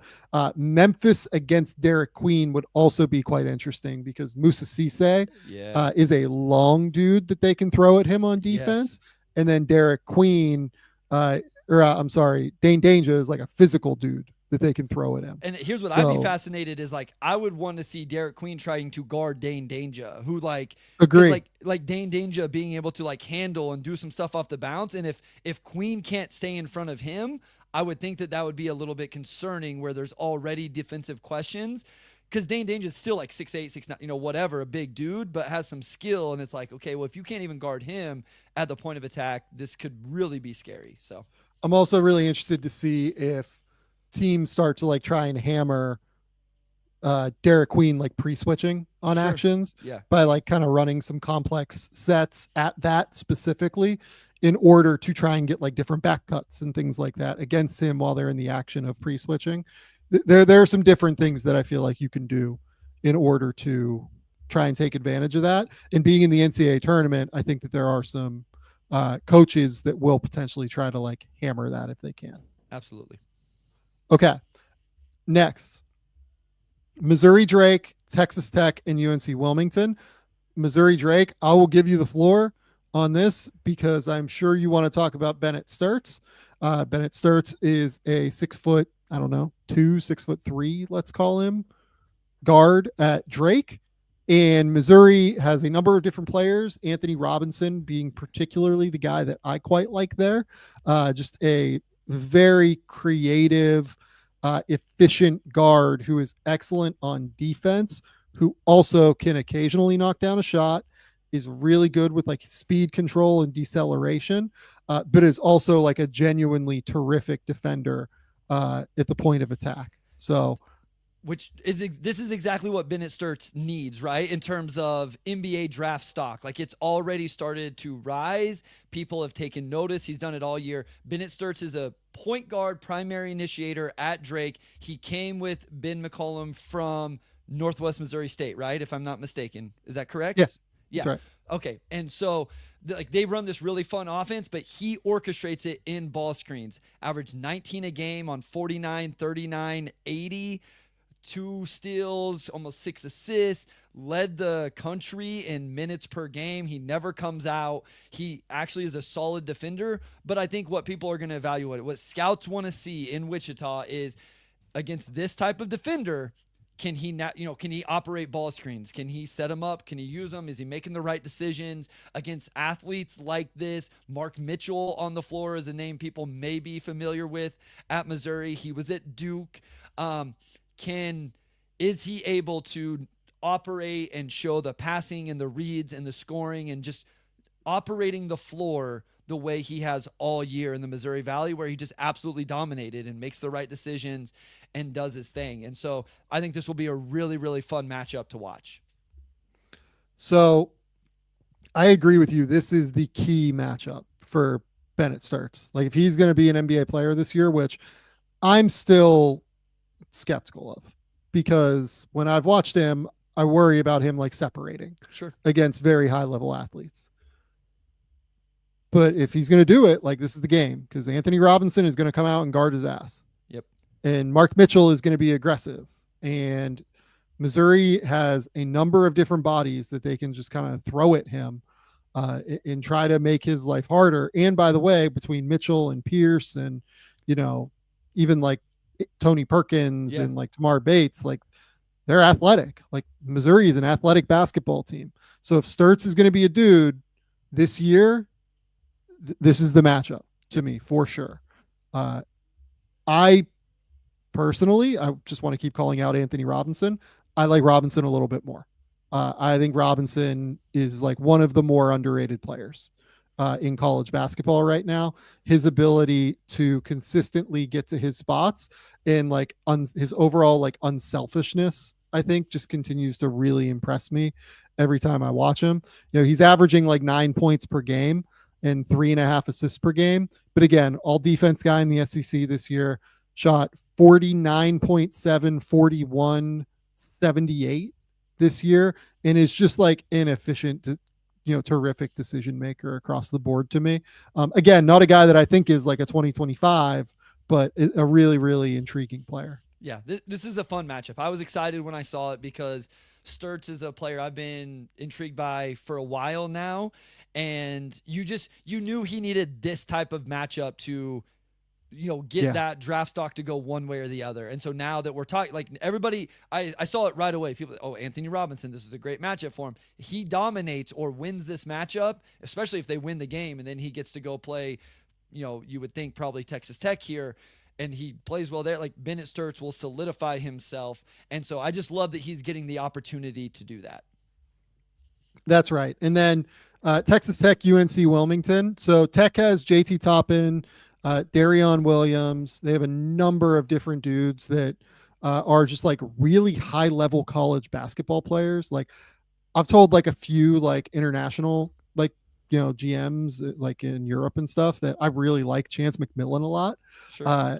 He's like a, 6'2" shooter. So I'm guessing that he's probably not an NBA player. But I mean, man, he absolutely fires from distance and doesn't make bad decisions. And I love watching that dude ball. Christian Anderson, German-American kid that, has been really impactful offensively for them. Just very small, like 6'1", 160 pounds probably. Another smaller guard in Elijah Hawkins, who does a really good job kind of running their offense in general. Toppin is the main guy here, though. I'm not a big Toppin guy for the NBA. He is athletic for a center. I worry that he's not that athletic for being like wing sized in the NBA, kind of. Relentless rebounder, like really, really great college basketball player. I'm not there on the skill level that it will take for him to play in the NBA. Yeah, so for the JT Toppin is, like you mentioned, the big name here. He was actually on the New Mexico last year, so we talked about New Mexico, Donovan Dent earlier. He was on that team. That team has a lot of really interesting names. He transferred to Tech, had a big time year. I believe he was Big 12 Player of the Year. He was Big 12 Player of the Year. That is right. I'm with you. I'm not as high as on him as others. And then I'm probably like Darion Williams is a guy that I've watched multiple times because I feel like I'm much lower than others on. But that's another name, like this bulky wing for Texas Tech. So a couple really interesting names for Tech if you watch that game. Yeah, I think Williams is probably another guy that goes back to school, if you made me bet. He's dealt with just like a ton of different ankle injuries and things this year that, continue to cause problems for him. And he just plays through it because he's a warrior. But like, I would like to see him, play healthy another year, basically, to see what it looks like for him. Yeah, he's like a 6'6" like 235-pound bowling ball, like physical dude who can defend and who can create a shot a little bit, can really pass. But I think that he should probably go back for one more year. Someone asked, is Toppin like Jeremy Sohan at all? Not even remotely close. Like, just Sohan is like energetic, perimeter defender type, and is very coordinated and is just like a better athlete overall. Toppin is like, can jump and get off the ground really quickly, but I don't think he doesn't move remotely near to that. Sohan was a better passer too, right? Like, wasn't there a little bit more intrigued with what he could do, like with the ball in his hands and stuff? So much better. Yeah. Okay. Kansas, Arkansas. So this got a bit of a boost from an NBA perspective. Yep. Because Boogie Fland might actually play in this game, it looks like. Yeah. And Boogie Fland has not played, I believe, since like January, if I remember correctly, after hurting his hand. And if he plays, that's reason enough to tune in. Also, like Adu Tiero, does he play? Like, I'm curious to know that. Yeah, you missed question. Their most recent game. Yep. Yeah, so Tiero's missed a bunch of recent games. Like, he's missed probably their last 6 or 7 games. Okay. And like, whether or not he's gonna be able to play is interesting. Shout out, my Pittsburgh brethren, Adu Tiero. Even so, like, Zvonimir Ivicic is a guy that people will bring up. I'm not a fan, frankly. He's like a 7'2" big who can shoot a little bit. I don't think he's very good in ball screen defense. I don't think he's very good. I don't think he's the glue to his game. Like, he has the component parts where he's 7'2" and he'll make creative passes, but turns the ball over like crazy. Not a good ball screen defender. Just like not a whole lot to be excited about with him to me. DJ Wagner, it is worth noting, has been, better throughout the latter portion of the season, but still not really an NBA player, in my opinion, for this year at least. The key here is if Tiero and Fland play. If they don't play, probably not worth watching if you're an NBA fan, because Kansas does not have anybody that is an NBA prospect, in my opinion. Maybe Flory Badunga in a year, but we're not there yet with Flory. His offensive game needs to take a pretty big jump. All due respect to Hunter Dickinson, who's had a great college career, but too slow to play in the NBA. Zeke Mayo's had a nice season, but it still just doesn't feel like an NBA player to me in terms of creativity overall. And then like KJ Adams, Rylan Griffin, DeJuan Harris, like these other guys, like I don't see it. Yeah. So if Tiero plays, watch and see how Kansas defends him, because big time athlete, very productive this year, but the jumper is a real concern. And so watch how Kansas defends him and how he's able to be effective against that, or even in their second round matchup against presumably St. John's. Boogie Fland, a point guard, freshman that had a really good season until he got injured. DJ Wagner, DeJuan Wagner's son, there. A couple younger guys, maybe just if you do end up watching this name, Carter Knox is the younger brother of Kevin Knox, and then Billy Richmond III is not a 2025 guy, but a guy that I could see showing up on my early 2026 board as like a breakout sophomore candidate. So if you turn it on to watch Tiero and Fland, there are some other really fun names on Arkansas to be intrigued by. And then St. John's plays Omaha. Look, St. John's is a real threat to make a Final Four to me. They're playing exceptionally well, but it's on the back of their defense. RJ Lewis is like a 6'7" wing who Just this I don't want to say black hole because that feels aggressive, but like everything is kind of based on RJ Lewis's like scoring. And it's a lot of like dribbling, it feels like, for him to score. Kadari Richmond, maybe like he'll get workouts for sure. Probably a two-way guy if you made me bet, but just like really can't shoot. And it's really hard to play in the NBA if you can't shoot. Aaron Scott might be the guy I'm most interested in. Yeah. If I'm being honest, as Sure. an NBA player. I'm not totally sure he's an NBA player either. I again, like earlier today, was just talking to somebody over in Europe and mentioned him as a guy that might be interesting for like Europe next year if he's not a two-way. So it's a lot of like great defenders, and they have the best defense in the country. Yeah. And Rick Pitino is the absolute, like to me, the best coach in the country, probably when it comes to college basketball. But yeah, like I don't know that I see an NBA player here either. And I don't know that you need to watch like this. If I had to pick like one little group here, if Tiero and Fland don't play, I think you can basically avoid this little group if you're an NBA fan. Yeah, I agree. Where the top part of this is really interesting with Florida has guys, UConn has guys, Oklahoma has a guy, Colorado State has a guy, Maryland has a guy. Even as you go to like Drake, like this is the pocket where it's like, even though there's some really big names here, like you think, oh, Kansas, Arkansas, St. probably can skip unless Fland and Tiero play. So I would agree with that. Yep. Before we move on to the next section, shout out to MITOPORE. I'm feeling stronger from my workouts, and most importantly, I'm feeling like I have more energy and I can recover quicker thanks to MITOPORE.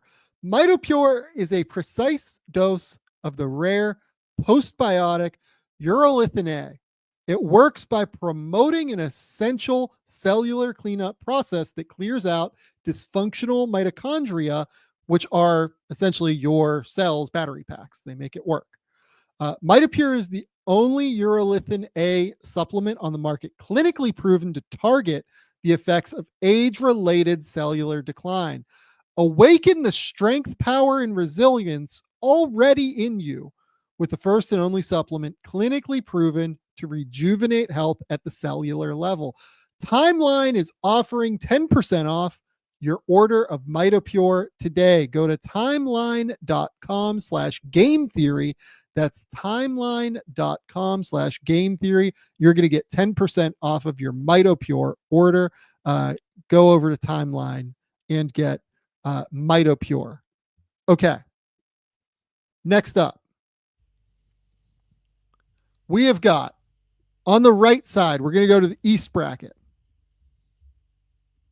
Duke is going to play the winner of American Mount St. Mary's. We've talked about that. The key here is whether or not Cooper Flagg plays, obviously. If you are an NBA fan, you should watch all of Duke's games at this point. Yeah. If I had to tell you over under 6.5 players on Duke play at least one NBA game, what would your response be? Hold on. Let me look real fast. How many, what did you say? 6.5 is the over under. Under, but it's like that's a good number because I think Cooper, Common, and then James gets a chance. Isaiah gets a chance eventually, but I'm stopping there for now. So no on Proctor. No, I said Tyrese. You did not say Tyrese. Well, I meant to say Tyrese then. So that's 6 there. Yeah. I will go over, and I will say one of Caleb Foster or Patrick Ngamba or Malik Brown or frankly Darren Harris. I'll take the over on the basis of one volume. Of those guys getting to the NBA. Volume, like I think we both agree that the first 6 names will play in the NBA. We'll play at least one game in the NBA. And then taking the over on 0.5 of somebody else on that roster playing at least one game is probably a smarter bet. I just can't. Yeah, I can't tell you for sure the name I believe in to be the 7th guy, so that's why I went under. No, I think that's fair enough. With Duke, Cooper Flagg obviously is who he is. We're hoping that the ankle is going to be good. Con Knipple, we talked about earlier, won MVP of the ACC tournament. I don't think we need to dig in crazy there. Sion James, they're one of their 2 point guards, like really him and Proctor, both very good defensively. Proctor, a little bit better of a shooter. James, offensive role, very questionable for the next level, in my opinion, but a lot of reason to be excited about him defensively. Maluach, like a guy that I think I'm lower on in general. Like I have like, where do you have him in the top 10, right? I do. He's kind of been moving down for me. I can't get a feel. I think when the season's over, I'll go back and watch Duke games and just watch him. Like I've said this before. The problem with Duke games is I end up watching like Tyrese and Con and Sion. And then I like, oh shoot, what did Common do? And so I need to go back and just say, I'm only watching Common for these 3 or 4 games. And I think that's going to let me know, like, does he stay in my top 10 or am I not as excited about some of this? Because I watched a game recently. I'm like, he dropped a couple passes. Like, does he actually do the big things well? And he hasn't shown the skill set thing. So I find myself lower. I need to give him a deep dive when the season's over. Yeah, I have him like in the 15 to 20 range. Okay. I feel good that he'll be like an NBA player, but I have questions as to whether or not he does certain things like catch the ball well enough. I also don't know how good of like a vertical lob threat he's going to be. That's fair. I don't feel like he has crazy explosiveness vertically. And then when mixed with the hands, I worry about, does that look like Wiseman on the offensive end? Kind of. Whereas defensively, like the reason I think he sticks is I think he's like way better than Wiseman defensively.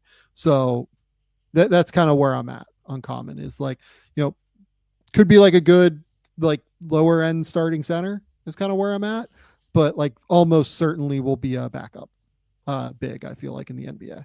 Sure. Yeah, I think it's fair. Isaiah Evans is a big time shooter. I just don't big know time shooter. I mean, whenever you talk about like if he was in the class and you ask us who the best shooters in the class were, he would come up very soon. I don't know what else Isaiah Evans does yet, and he's very, very skinny. And so I keep thinking he's going to come back, but the shot making is silly. He is a ridiculous movement shooter. It's just that you're 100% right that he just doesn't do anything else well enough right now. He has gotten better throughout the year defensively. I do want to call that out, but it's still like it was coming from such a low point that like he couldn't really get on the court. And now he can at least get on the court defensively. Yeah. Which is good. Growth for sure. Yeah. But like doesn't dribble it super well, doesn't pass it. Like it's going to take some time for him. I think he's 1 year away if you made me, predict one way or another. I would agree. Okay. Mississippi State, Baylor is interesting to me because this is VJ Edgecombe. VJ Edgecombe is a top 5 player. This is a game that you should watch. The reason that this is a game that you should watch is because Mississippi State is not quite as good defensively as what we've seen in the past, but they do have a very specific body that I would expect they will throw on VJ in Cameron Matthews.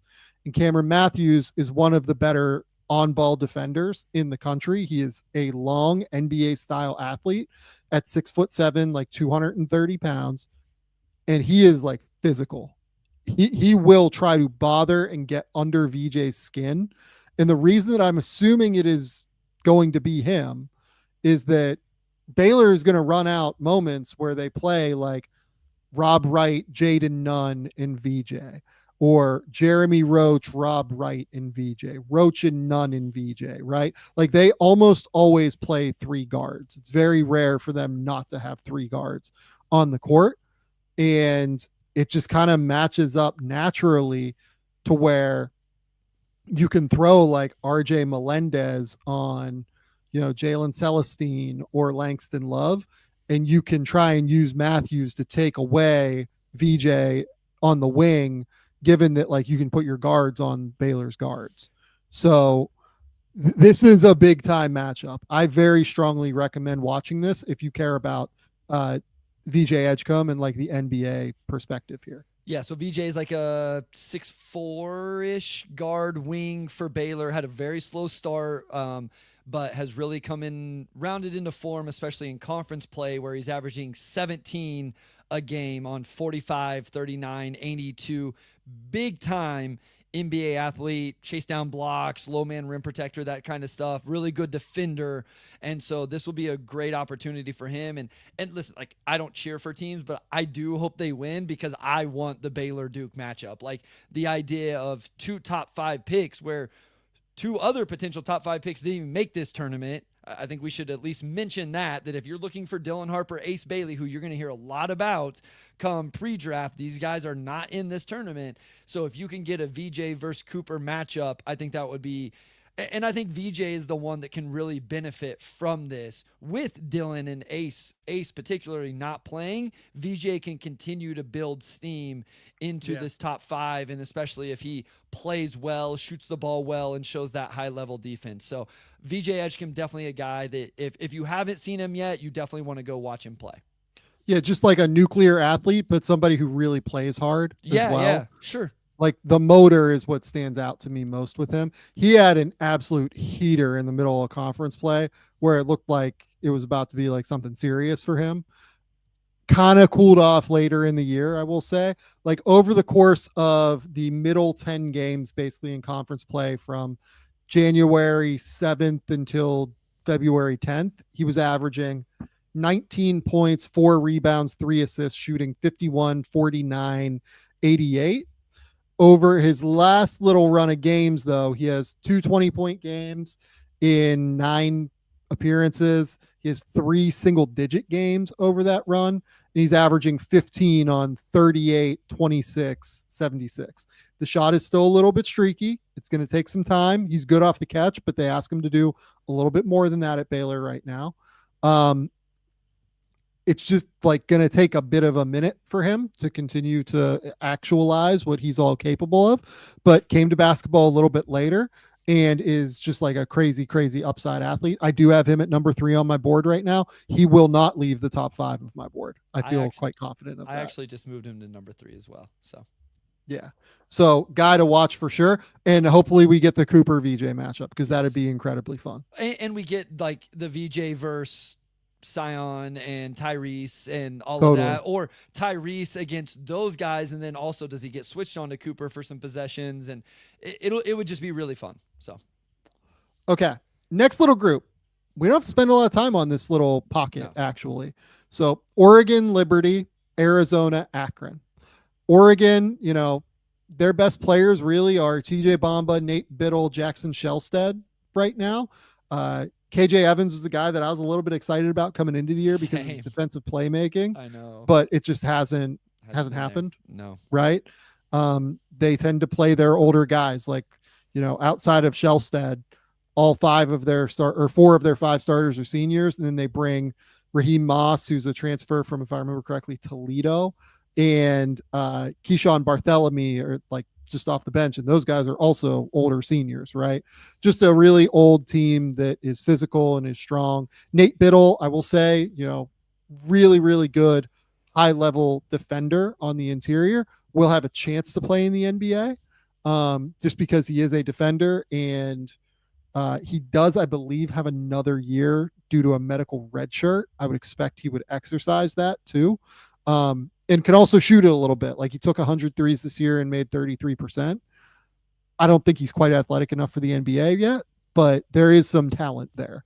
And I've always liked Jackson Shellstead. He's just like 6 foot tall, and it's just going to be hard to sell that to NBA teams. Yeah, I mean, if you just want to watch like college, like very interesting college basketball team, but if you're looking for if you're an NBA person looking for the next crop of NBA talent, not a whole lot. I was with you on Kwame Evans. Like, I had him in my first round early in the year. I thought that he was really going to pop, and it just slowly, you know, went down, and it just wasn't there. So, yep. And then Arizona, you know, number of players on Arizona. Caleb Love is done after this year, so he will get workouts at the very least. I would expect he'll be invited to the G League Combine. The main guy here, though, is there are 2 guys. KJ Lewis is an interesting player, but Carter Bryant is the one here, right? Like, we need to see what they do and how they utilize Carter Bryant. He has been playing more. He's been up over 20 minutes, you know, in every game basically since late January, outside of won against Kansas is their final regular season game. He's a active defender. He is very big at 6'8", like 220. Needs to improve the ball skills, but also his knockdown threes off the catch at a real level. He plays a role, and he's been effective within that role this year. I will be interested to see what he does. I do currently have a first round grade on him, but it's a project. It's not this is going to be an immediate player. Yeah, I think the big thing with Arizona is, like, if you go look at their box score season stats, you're going to see Caleb Love and Jaden Bradley, and those aren't the guys in terms of NBA type stuff that you really want to watch. It's Carter Bryant. I'm going to be higher on KJ Lewis than anybody because I just love the way he plays. He's been showing some passing. Sure. I realize the jumper, like the percentages are just like the 3-point percentage is disgusting this year. I get it. I'm just like, I'm hoping it's something like he just got in a funk. The free throw percentage is solid. He's gotten there on lots of volume. Like, I'm just hoping that ends up being the thing with him. And then I'm kind of interested in the big guy. I'm not going to say Henri Vesar. Yeah, Vesar. And so I was watching Arizona to watch Carter Bryant. And listen, I've said this multiple times. Usually other players don't catch my attention when I'm watching somebody. And he kept catching my attention, and then he shot a trail 3, and then he made he's very skinny. Am I crazy for at least being intrigued by this kid? No, I really, really liked Vesar when he was a freshman. What was that? Not last year, the year before. 2 years ago, he missed yeah. all of last year. I really was interested. He has great hands. He's big. He moves well. Maybe not an NBA player, but like a great player in Europe. The funny thing is, so we've brought up Vesar, we've brought up Carter Bryant, and we brought up KJ Lewis is like the guys that we really like, right? Yep. They have started a combined 16 games, I'm sorry, for Arizona this year. Arizona starts Trey Townsend for reasons beyond my comprehension. Tobe Awaka for reasons. Tobe Awaka is at least like physical and strong and like defends, and I understand that one a little bit more. And they start Caleb Love and Jaden Bradley. And Anthony Del Orso a little bit too, right? Yeah, and Del Orso, like, they need the shooting, so Yeah, I understand sure. starting him. But yeah, there's that's by far the most interesting situation in the country that I have not been able to wrap my arms around the entire season in terms of why they handle their rotation in the way that they handle their rotation. The funny thing is, the guy I was most interested on this Arizona team coming into the year, we still haven't said because he got hurt. Because I thought I loved Krivis coming into this year. Yeah. I thought he had a chance. So yeah, it's a very fascinating team. Very interesting team. And they play Akron, Akron, John Gross, 28-6 really good team. They will challenge Arizona for sure. Like, they have the guard play to be able to at least like annoy Arizona. Arizona is deep enough to where I think they'll be okay. But like that is an interesting matchup at least. Yep. Okay. The next matchup is the one that we do have to spend some time on, honestly, like through the rest of the region here. BYU and VCU. So BYU is Jaeger Demon and Cannon Catchings. Those are the two guys you're looking at for the NBA. Richie Saunders is a name that like a couple people brought up to me. Was all Big 12 first team this year. Can shoot it 43% from 3. I think he is like 24 or 25 if I remember correctly. So, just not really like an NBA guy for me. But Jaeger Demon, watching him figure this out against VCU is going to be very interesting to me because VCU is a very high level defense and they are led by Max Shulga, Philip Russell, Joe Bamaseal. Like, they have some real guys that will defend you and get in your shit, much like he faced in Big 12 play. And it was not always pretty for Jaeger in Big 12 play, to the point where I don't have him in my top 20. Like, I was very excited about him to start the year. I thought that he had a real shot to go number 2, number 3. And like, I am not there. Like, he does not have a way to score effectively in the NBA right now. It feels like he's a 6'9" point guard for people that have not watched BYU this year. He's massive. He is the best passer in the country. I know he's only averaging 5.4 assists per game, but in terms of like translatability of his reads to the NBA, he is the best passer in the country. He started to at least like turn it around a little bit. I thought late in the regular season, his last 5 games, I think he averaged like 10 or 11 points and like 7 assists per game or so, but it's still like the jumper just doesn't work. Jumper doesn't work right now. It's 27% from 3. So he's a point guard. He's a real point guard. This is the idea here. But he can't really score it. And they play, here's the other thing about BYU.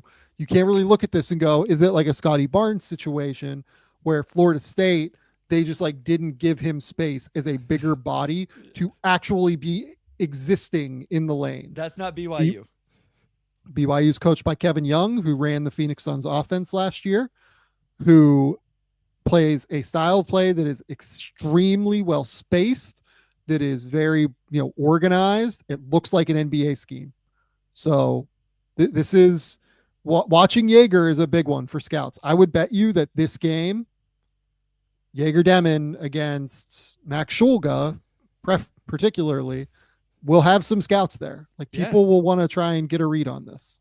Yeah, no, listen, I don't have him in my top 20 anymore either. I was really interested to see where you had him because I'm just like, I watch BYU and I find myself drifting to Richie Saunders or, when Cannon Catchings plays or whoever. And I don't see the impact that, not of a lottery pick at the very least. And I'm glad you emphasize he's the best passer in the country because it is still important to highlight that.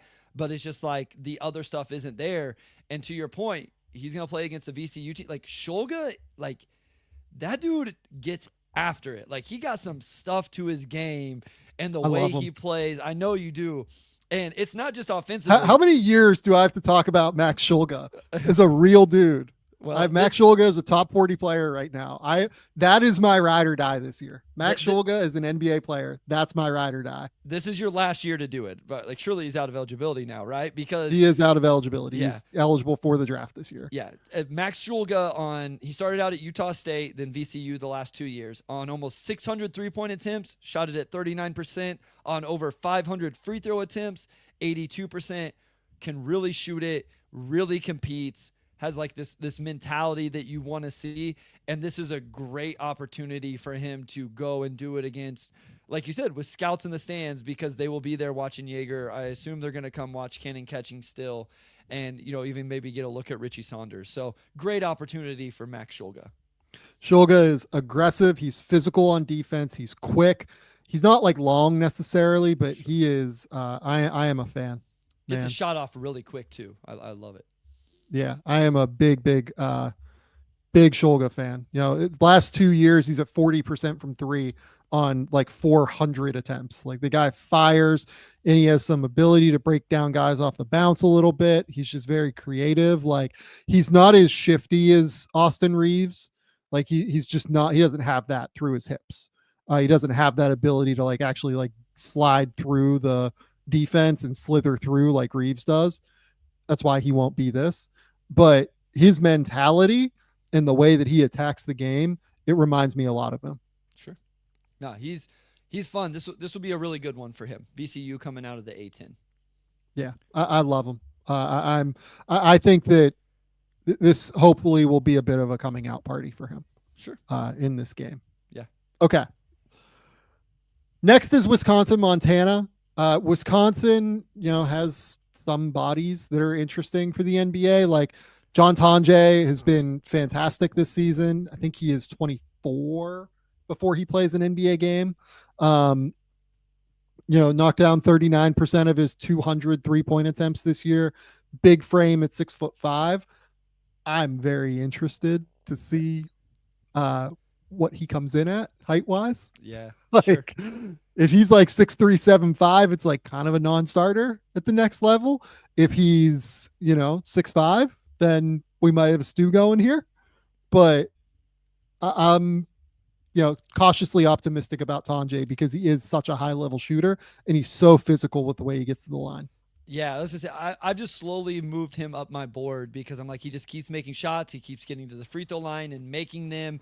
Average almost 20 a game this year at Wisconsin. He was at Missouri last year, and then he was actually at Colorado State for 4 years before that. So to your point, this is his 6th year of Division One basketball, and like he didn't play a ton of minutes. Well, last year he didn't play a ton of minutes at Missouri. So, but yeah, really. Yeah, he hurt his foot in the Yeah. beginning of the year at Missouri. And then another guy there, like John Blackwell, is just really small. I don't know what the NBA potential there, if any, but a really good college guard that I enjoy watching play. Has had a really good season for Wisconsin. And look, like Nolan Winter is another guy. He's like 6'11", can shoot a little bit. Sure. I wish he played bigger than he does. Like he almost feels like he's like 6'8" out there sometimes.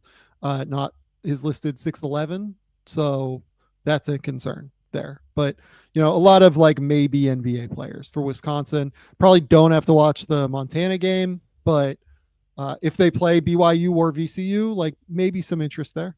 Yep. Okay. St. Mary's, Vanderbilt, and then Alabama, Robert Morris. Like St. Mary's, Vanderbilt, there's just not a whole lot there for me in terms of the NBA. Yep. Like Vandy's best players are like 2 smaller guards and Jason Edwards and AJ Hogard. They have a big wing and Tyler Nickel who can really shoot it, but he'd have to be like just a totally like laughable lights out shooter to be an NBA player. And then St. Mary's is just your typical St. Mary's team that Randy has, like great guards and Marshall Lonis and Jordan Ross, and then Mitchell Saxon's really good defensively on the interior, and then Morauskas is there now, and he's been just spectacular for them, I feel like, when I watch them. But he was really bad actually in that final against Gonzaga, so not really an NBA guy. Don't have to watch this one if you're an NBA fan. If you are an NBA fan, I would recommend watching Alabama probably. Again, like let's throw a number out. If I told you 3.5 players on Alabama play in an NBA game, over or under? Over. I think over as well. Yeah. I don't know how many of them play 50 NBA games. I was going to say, yeah. But I would say all of like Mark Sears, 6-foot point guard, Grant Nelson, 6'9"-ish, forward. Darion Reed at some point, maybe Jaren Stevenson, and then Phylon. Maybe, I was getting there. Maybe Chris Youngblood at some point. Like you could sell me on that. Not immediately, but like fights his way through the G League.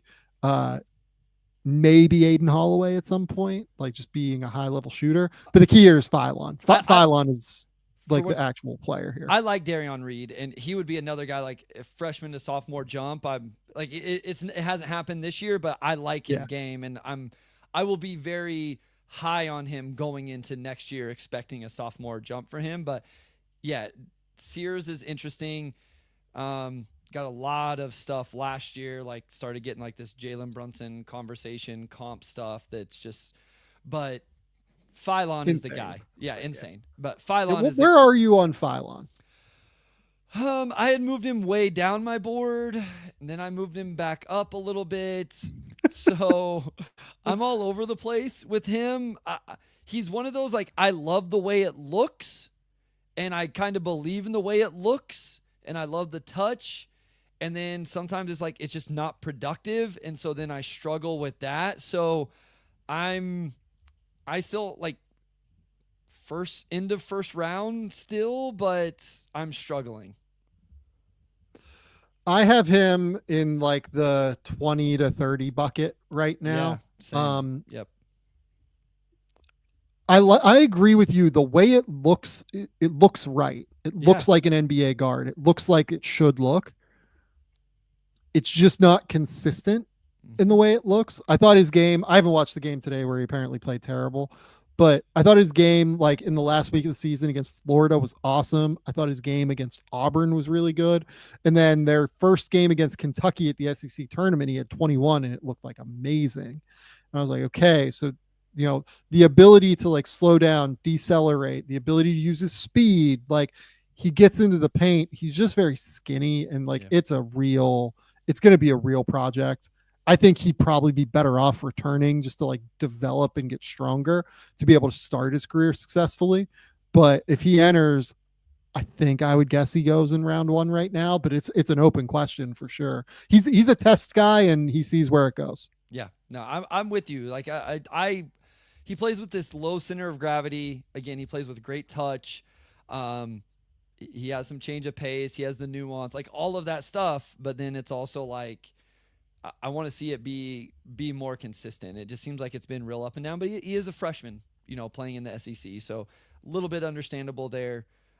So maybe, again, you don't put all your chips into the, NCAA tournament basket, but with him, not necessarily round 1, but, he plays against St. Mary's, which you highlighted is one of the better defensive teams in the country.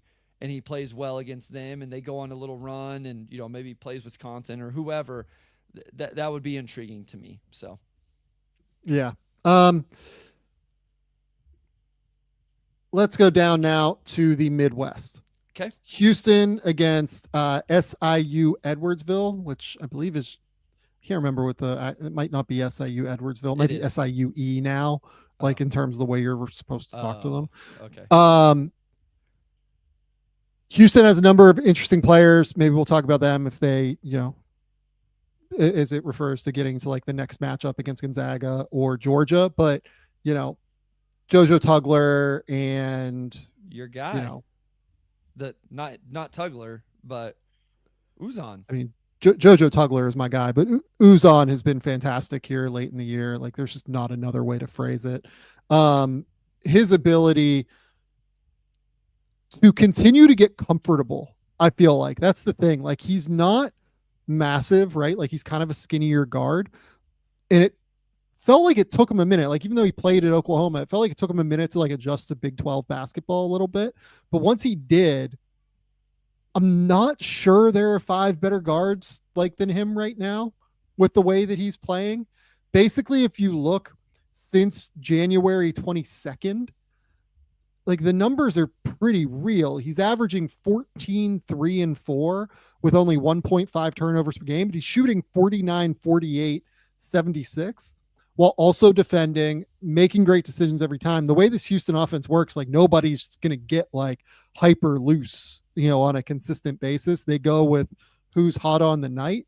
And I thought Uzan was incredible in their game against Arizona yesterday, where he had 25 points, 4 rebounds, 4 assists, 0 turnovers, consistently dictated and controlled the game across the board. He was unbelievable to me in that game. And he looks like he might be a real NBA player this year, I think.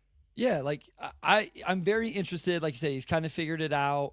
I like the pace he plays with and some of that. The jumper's gone down this year. I find myself doing this every year. It's like, okay, how many of these guards are teams going to take? And so then it's like, I think it's easier to hash it out once you see who's staying in and who's not. And then you can really start to pit them against each other in terms of who do I think's better between this guy and that guy. So yeah, this is definitely one for people to check out with Hughes. Again, maybe not the first round matchup, but then the second round matchup could be real interesting.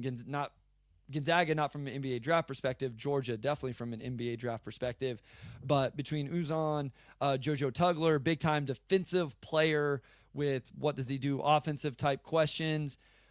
You have any interest in Emmanuel Sharp? I feel like I've seen that name come across my phone a couple times in the last couple days. Big-time wing shooter. He's just small is my problem again. Like, I mean, what he's listed at 6'3", something like that. He's listed at 6'3", yeah. Doesn't really pass it like ever. I like that he's a great shooter, and I feel like he is like a very real shooter. But man, that's hard. I like Arsenault more than I like him, to be honest. Yeah, Arsenault's been interesting. Yeah. Yeah. And then like LJ Cryer is probably the one if you're going like smaller guard, like maybe, but I don't see that either, to be honest with you. Yeah. It's to me, it's Uzan and it's Tugler are the 2 big ones there. Real dudes. Let's see here. Georgia and Gonzaga is next. Yeah. where are you on Asa Newell? Because Asa Newell is all over the map for people. Definitely a game worth watching for NBA folks because Newell is a first round pick this year. Competitive player, and this is going to be a very competitive game where I would frankly expect Gonzaga wins. They are awesome right now, but yeah, I don't know what to do with Newell yet. I just did his draft guide profile and I came away like still not totally sure what to do with Asa Newell. Yeah, another guy off that Montverde team, as I mentioned earlier, he is slowly moving down my board as I like other guys. Sam, he is the like prototypical. Okay, I'm gonna drop him. Like who moves down? Okay, Asa Newell. I really liked him at one point, but I don't know what the offensive game is for sure. I don't know that I trust what the offensive game is. Like to me, it's a little bit flashes. Like, is he gonna shoot it? Is he not? If he can't shoot it, do I trust him to like do the big guy things in terms of lob finishes and stuff like that? I mean, I trust him to offensive rebound, and I do like the defense. I just these are usually the archetype of players I fall in love with, and I find myself not being as much. But this will be a really fun game against Gonzaga to evaluate him and what he can do against, like you said, good guards, some interesting bigs, a very ball screen heavy offense that he's going to have to defend. So this will be a fun one to evaluate him. I came away loving the motor on defense. Sure. Which is funny because like when you would watch him at Montverde, like there were questions about that, right? Like sometimes it didn't look like he was always like the most engaged guy on the court. This year, like he's completely dispelled all of those things. And the way he plays is super aggressive. I also love his hands, particularly. I think he catches the ball out of area really, really well. Crashes the glass super hard. I love the movement ability on defense. They had a top 30 defense this year. I think a big reason why was his versatility across the court, honestly.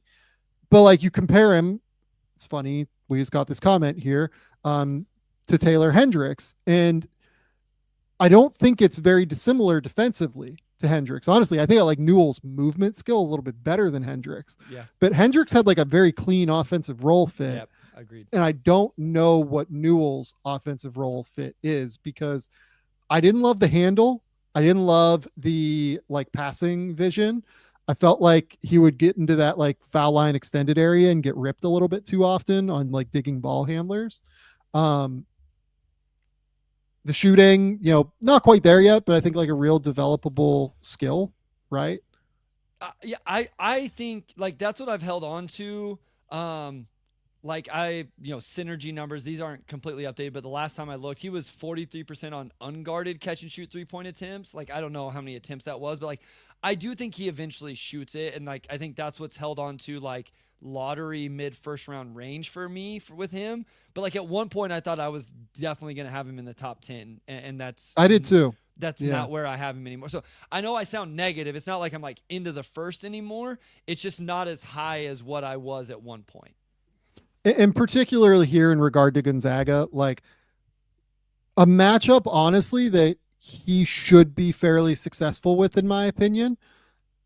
I think that he can go and like chase offensive rebounds against like EK and Huff and, Ben Gregg and some of these guys. Like EK is a great defensive rebounder, but like Huff and Gregg and like even like Ajayi to an extent, like these guys like aren't amazing defensive rebounders for the role that they play.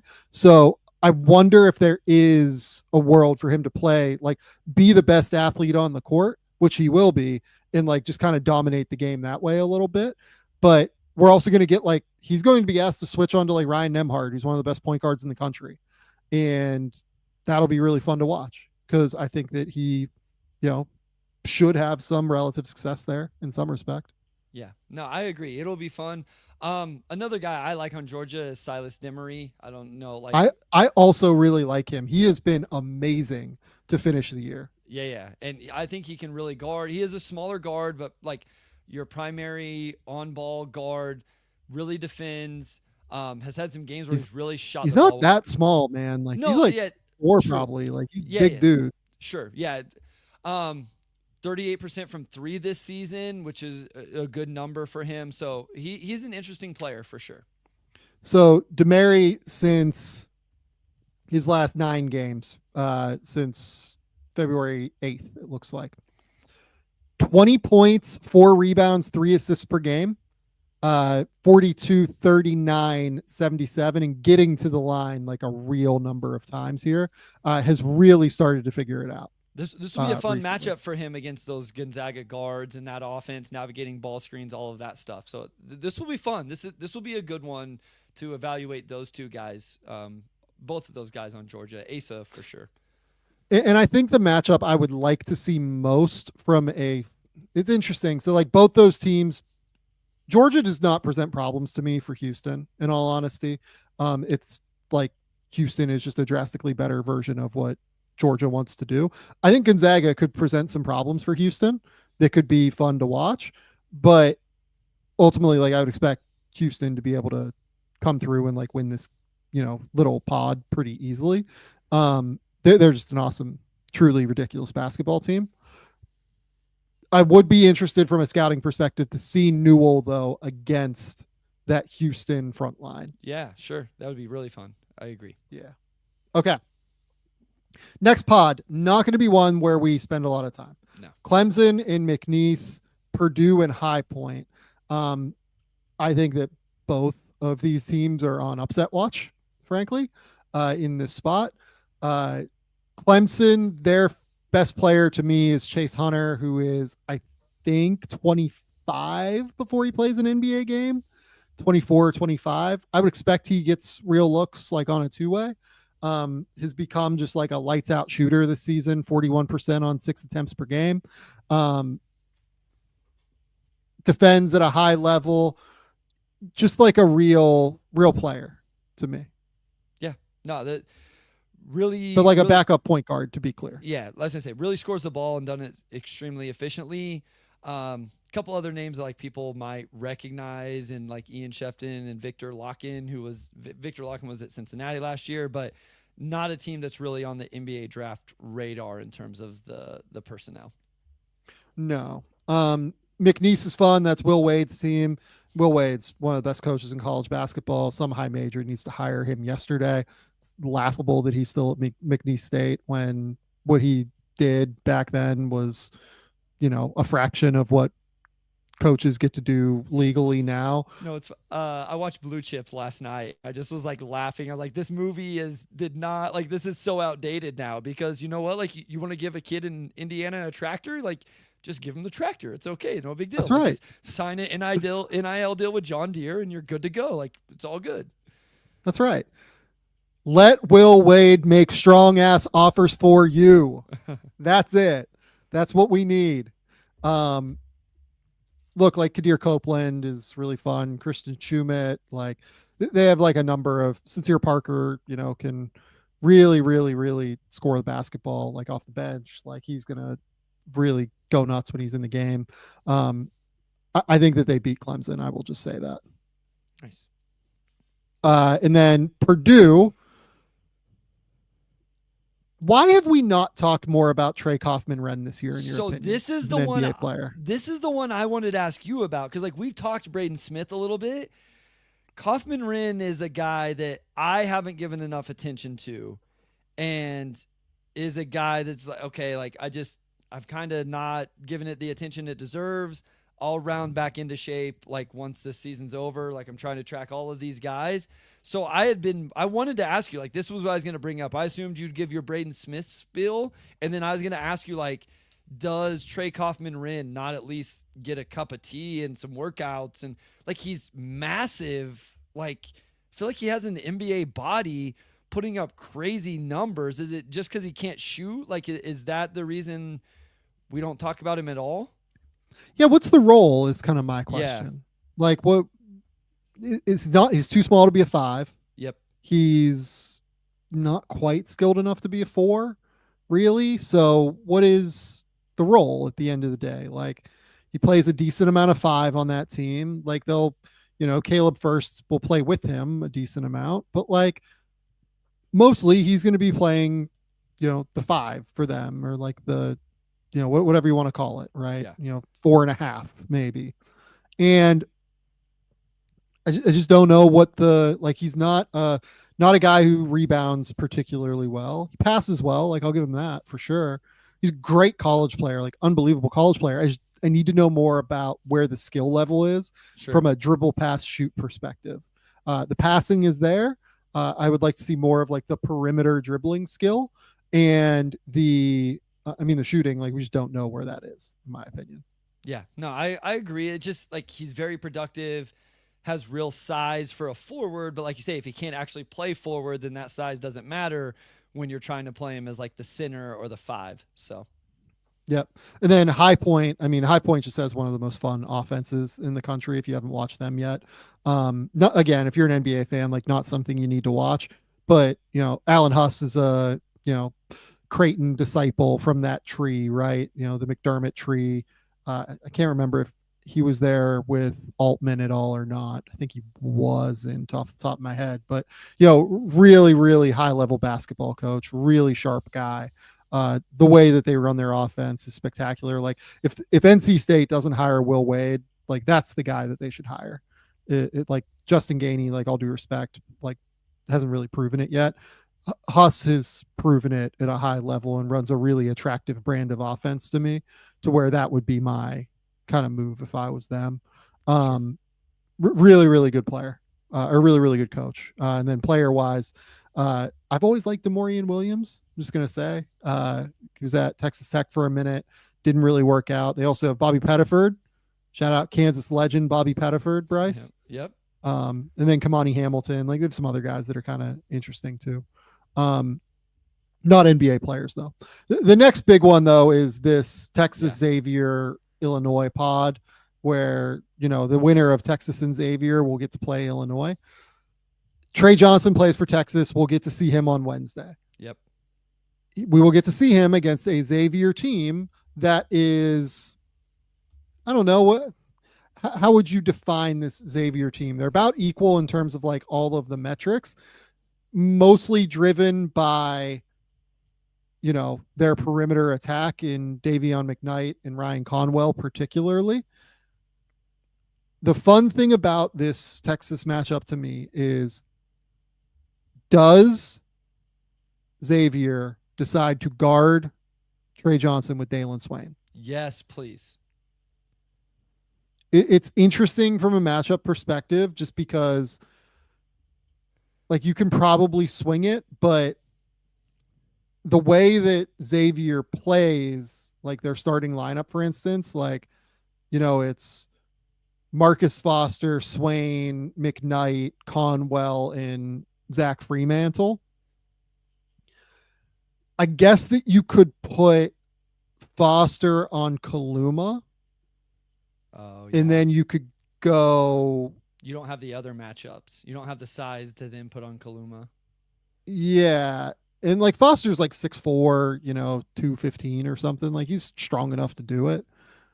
And then you could go Swain on Johnson, Conwell on Mark, and then McKnight on Pope. Like that's a way you could cross match it. But I wonder if they go Swain on Kaluma.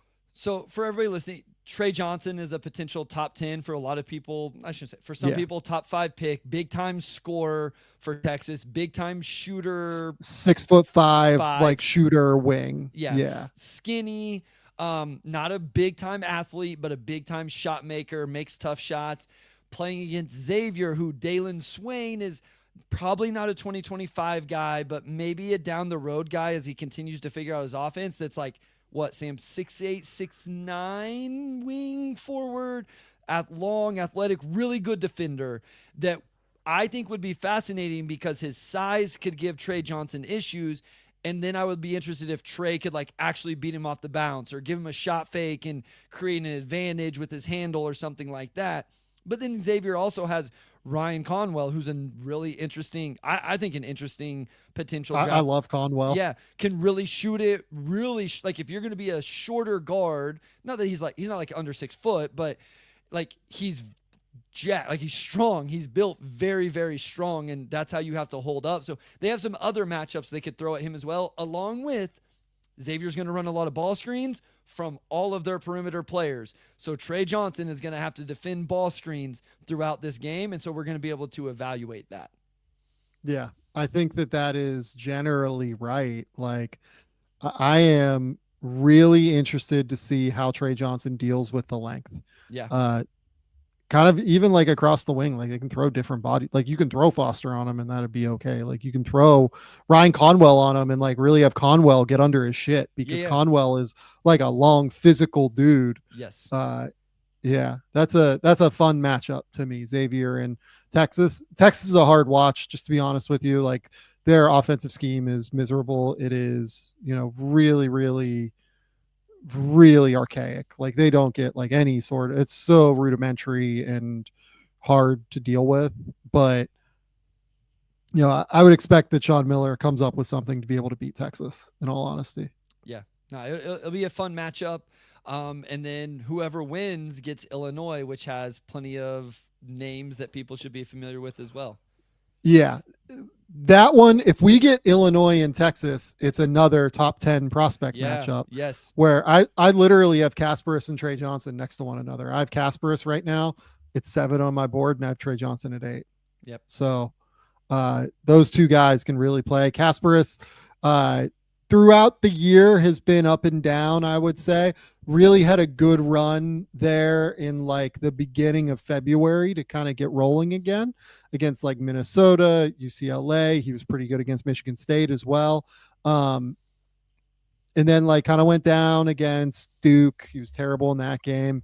Really didn't play well against Iowa. And then the last week of the year, I thought he played well against Michigan. I thought he played like didn't shoot it well against Purdue, but had a bunch of assists, which was impressive. And then these last 2 games against Iowa and Maryland in the Big Ten tournament, like which is very turnover prone. I think he had 4 assists to 12 turnovers in those games. The turnover issue is like absolutely a factor with Kasparis. And I am really, really intrigued to see where that kind of lands throughout the course of the tournament. Can Kasparis like really showcase the vision that we love and the playmaking? He's like a 6'5" point guard, basically, who can shoot. He has all the dribble, pass, shoot skills. He just doesn't have any explosiveness. So what does that look like? Yeah, well-built, kid for a freshman, uses that well, passes, all of that. So really interesting player with him. Other names there, Will Riley is a freshman that seems to be all over the place depending on who you talk to. Had a really slow start to the year, played a little bit better in conference play.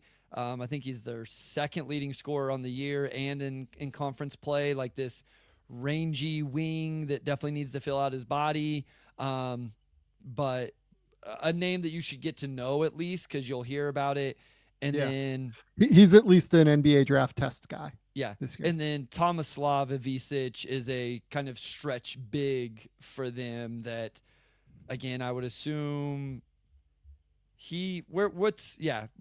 will test. I would expect that he tests, although, so like Zvonimir actually can't test this year because he's already tested twice. Oh. I don't know if Tomislav has. Interesting. Okay.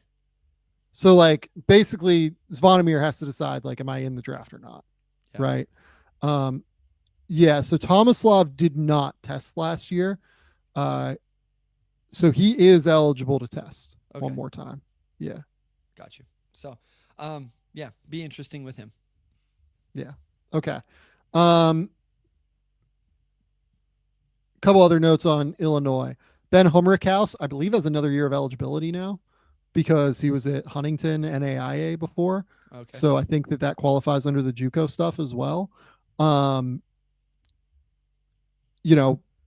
Illinois has been so up and down that it's so hard to begin where to guess. And he tested last year, was a guy that tested. So yeah. He hasn't played well enough to do that this year, in my opinion. I would agree. But okay. Next little group here, and we're down to the last. Oh, well, we have Kentucky and Troy here in this group too. Kentucky and Troy. Kentucky doesn't really have anybody I'm like wildly enthused by, but they do have Otiga Owe and Kobe Brea. Probably not a game you gotta watch.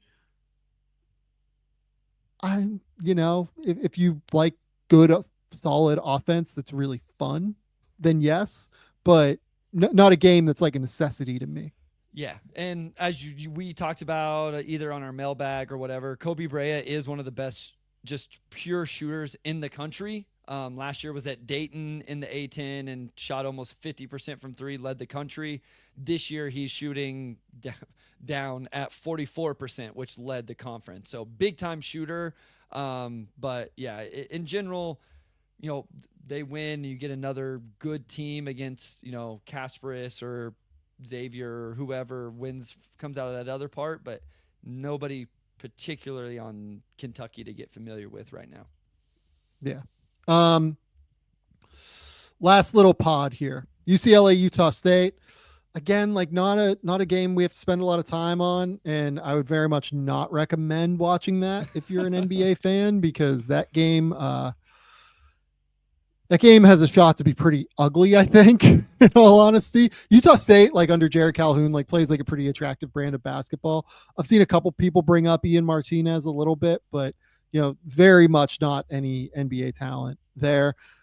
UCLA has Kobe Johnson, Eric Daly, maybe down the road, a Dame Mara, you could convince me has some interest, but probably not at the end of the day.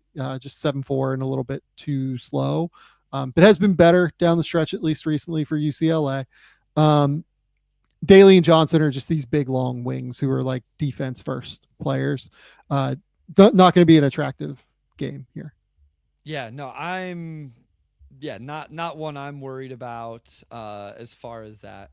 Kobe Johnson was interesting at one point with me, but and he is the younger brother of Jalen Johnson for those obviously that would be familiar, but not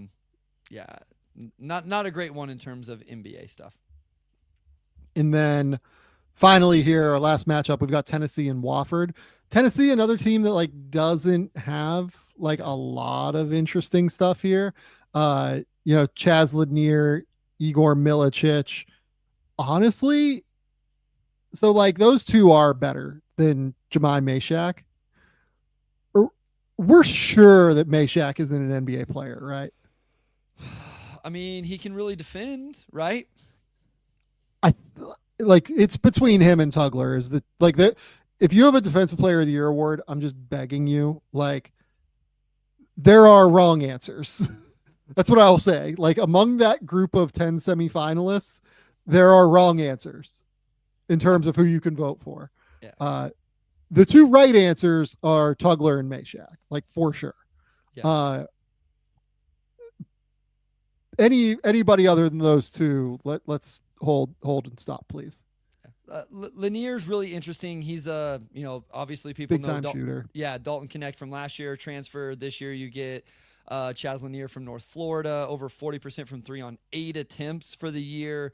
Milicic is like this wing that hasn't shot it well. Averages 10. Jordan Gainey actually comes off the bench for them as a guard. Hasn't shot it well enough. Like they had some names that like preseason I was interested in. Even Darlinson Dubar, who was a transfer from from Hofstra, was a name that I had people telling me to watch last year. Just didn't really hit. So really fun team. I think, to your point, Meshack against Casparis, or if Texas somehow won too, would be awesome to watch. But for Tennessee specifically, like you just kind of got to this side of the bracket and big names in Kentucky, UCLA, Tennessee, but not necessarily schools that this particular year have big time NBA draft guys. Yeah, that's right. I wish that this group of games was the morning set of games so that I wouldn't have to be awake for them. I do appreciate Purdue, High Point, and Clemson McNeese. Thank you for making those early games. I do have, I will be up by the time Georgia Gonzaga starts. They did the Houston game as the early game. That's really nice of them. They did Wisconsin, Minnesota, or Wisconsin, Montana as the early game. Thank you. That makes me happy. They did Duke as an earlier game and Baylor, Mississippi State. I won't be awake for Baylor, Mississippi State. That one will be watched after the fact. And then they did Louisville, Creighton, and Auburn as like earlier games. They really, my point here is they did a really good job of making my life easier to where I don't have to wake up at 3 a.m. to watch basketball games. Love it. For like real sickos in the NIT, that schedule is out now. So Stanford. Oh my God. We got to do it. Stanford plays on Tuesday. Maxime Renault plays there. So here's the problem with the NIT. We don't know if any of these guys will play. That is true too. But here's a fun one if they play. On Wednesday, St. Joseph UAB, which means the guy we talked about earlier, Yaxel Lindenborg, would play my guy, Rasheer Fleming, in that game on Wednesday, assuming, to your point, if they play or not. So those are about the only ones I really felt like I needed to mention. I'm not joking. If both of those guys decide that they're playing, there will be more NBA scouts at that game than there will be at Texas Xavier. Those are real interesting players. Like, that's kind of amazing that they made that the matchup. UAB St. Joe's. There might be more NBA scouts in the stands than there are fans. And it's at St. Joe's. Headed to Philly instead of Dayton. Love it. Look, we don't know if Lindenborg. If I'm Lindenborg or Fleming, I'm not playing in that game because Lindenborg, needs. I don't know if he's going to transfer or not, but I wouldn't risk it if I'm going to transfer. Fleming, could in theory transfer too, but I feel like his NBA stock is a little bit higher than Lindenborg's, and you just don't risk it. There's no reason to play these games if you're either of those guys. But if you want to go compete and do it, then whatever. Genuinely, I'm telling you, I feel confident of this. There will be more scouts at that game than there will be at Texas Xavier if both Lindenborg and Fleming, if it's communicated, they are going to play. Yeah, it would be a heck of a matchup. That'd be a genuinely fantastic matchup. Okay, I'm going to ask you a few simple questions here. Okay. Before we leave, pick 3 upsets that you see in the first round. Okay. I will take the San Diego State North Carolina winner over Ole Miss. Okay.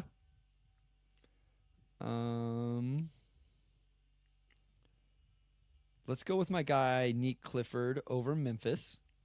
Yep. And where's another one? How about VCU over BYU?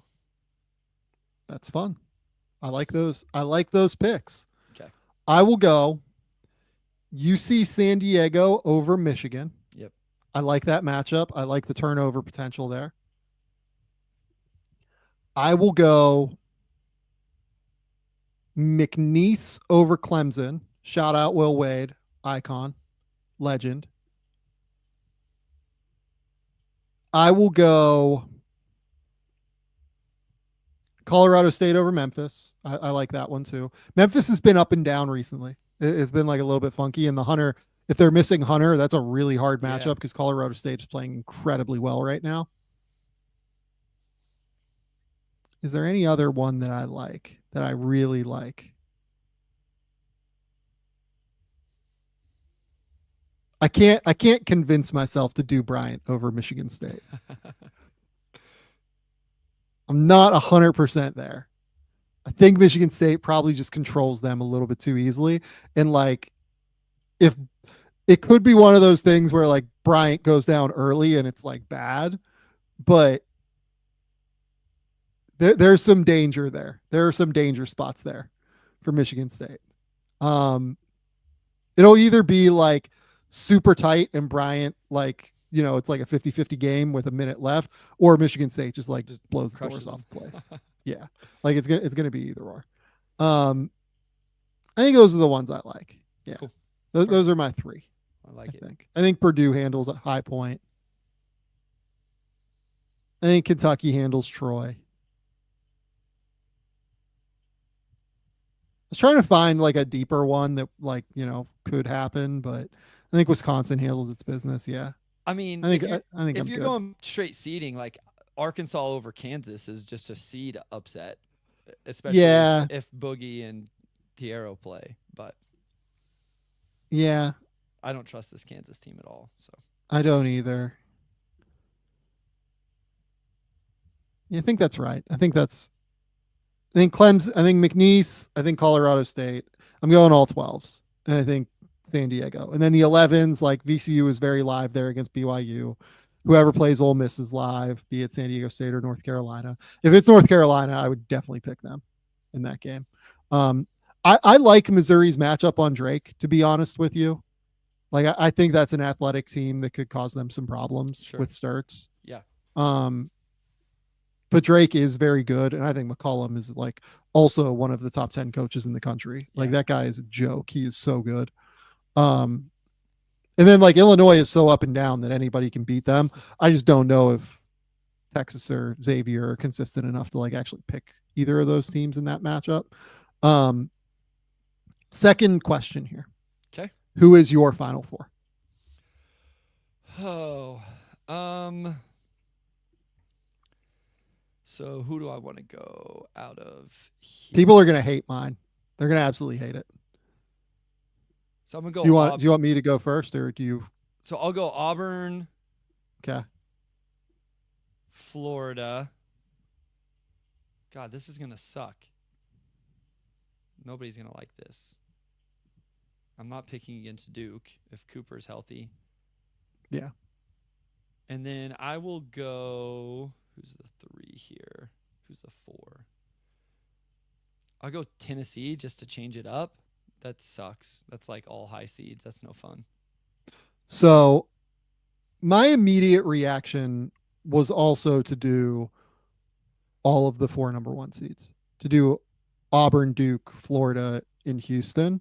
The reason for that being, there have been 4 teams in the Ken Pom era that have entered the NCAA tournament with a net rating, according to Ken Pom, of 35 or higher.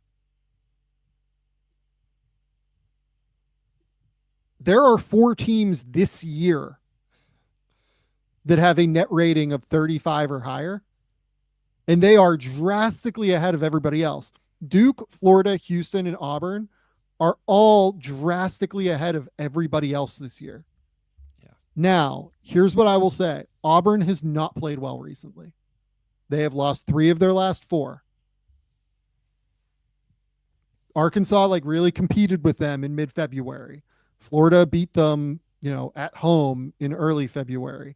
I thought Vandy, like, honestly, like that game was like fairly close in the second half for a minute there in mid-February.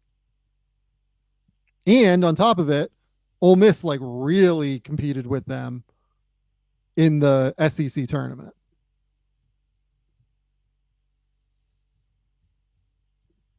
So I'm not going to go with Auburn.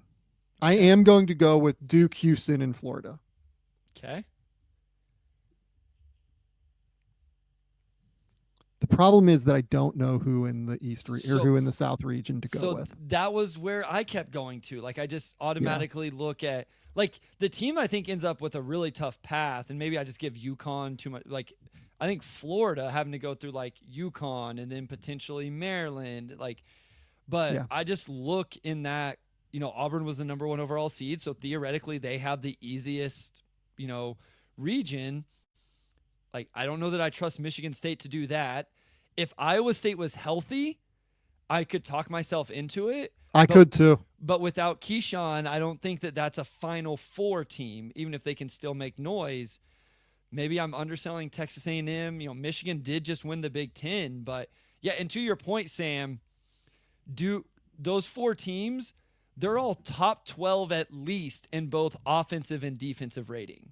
Like, they're all 4 of those teams aren't like just dominating on. Duke is 3-4, Florida's 1-10, Houston's 10-2, Auburn's 2-12, offense, defensive rating. Like, just ridiculous from those 4 teams.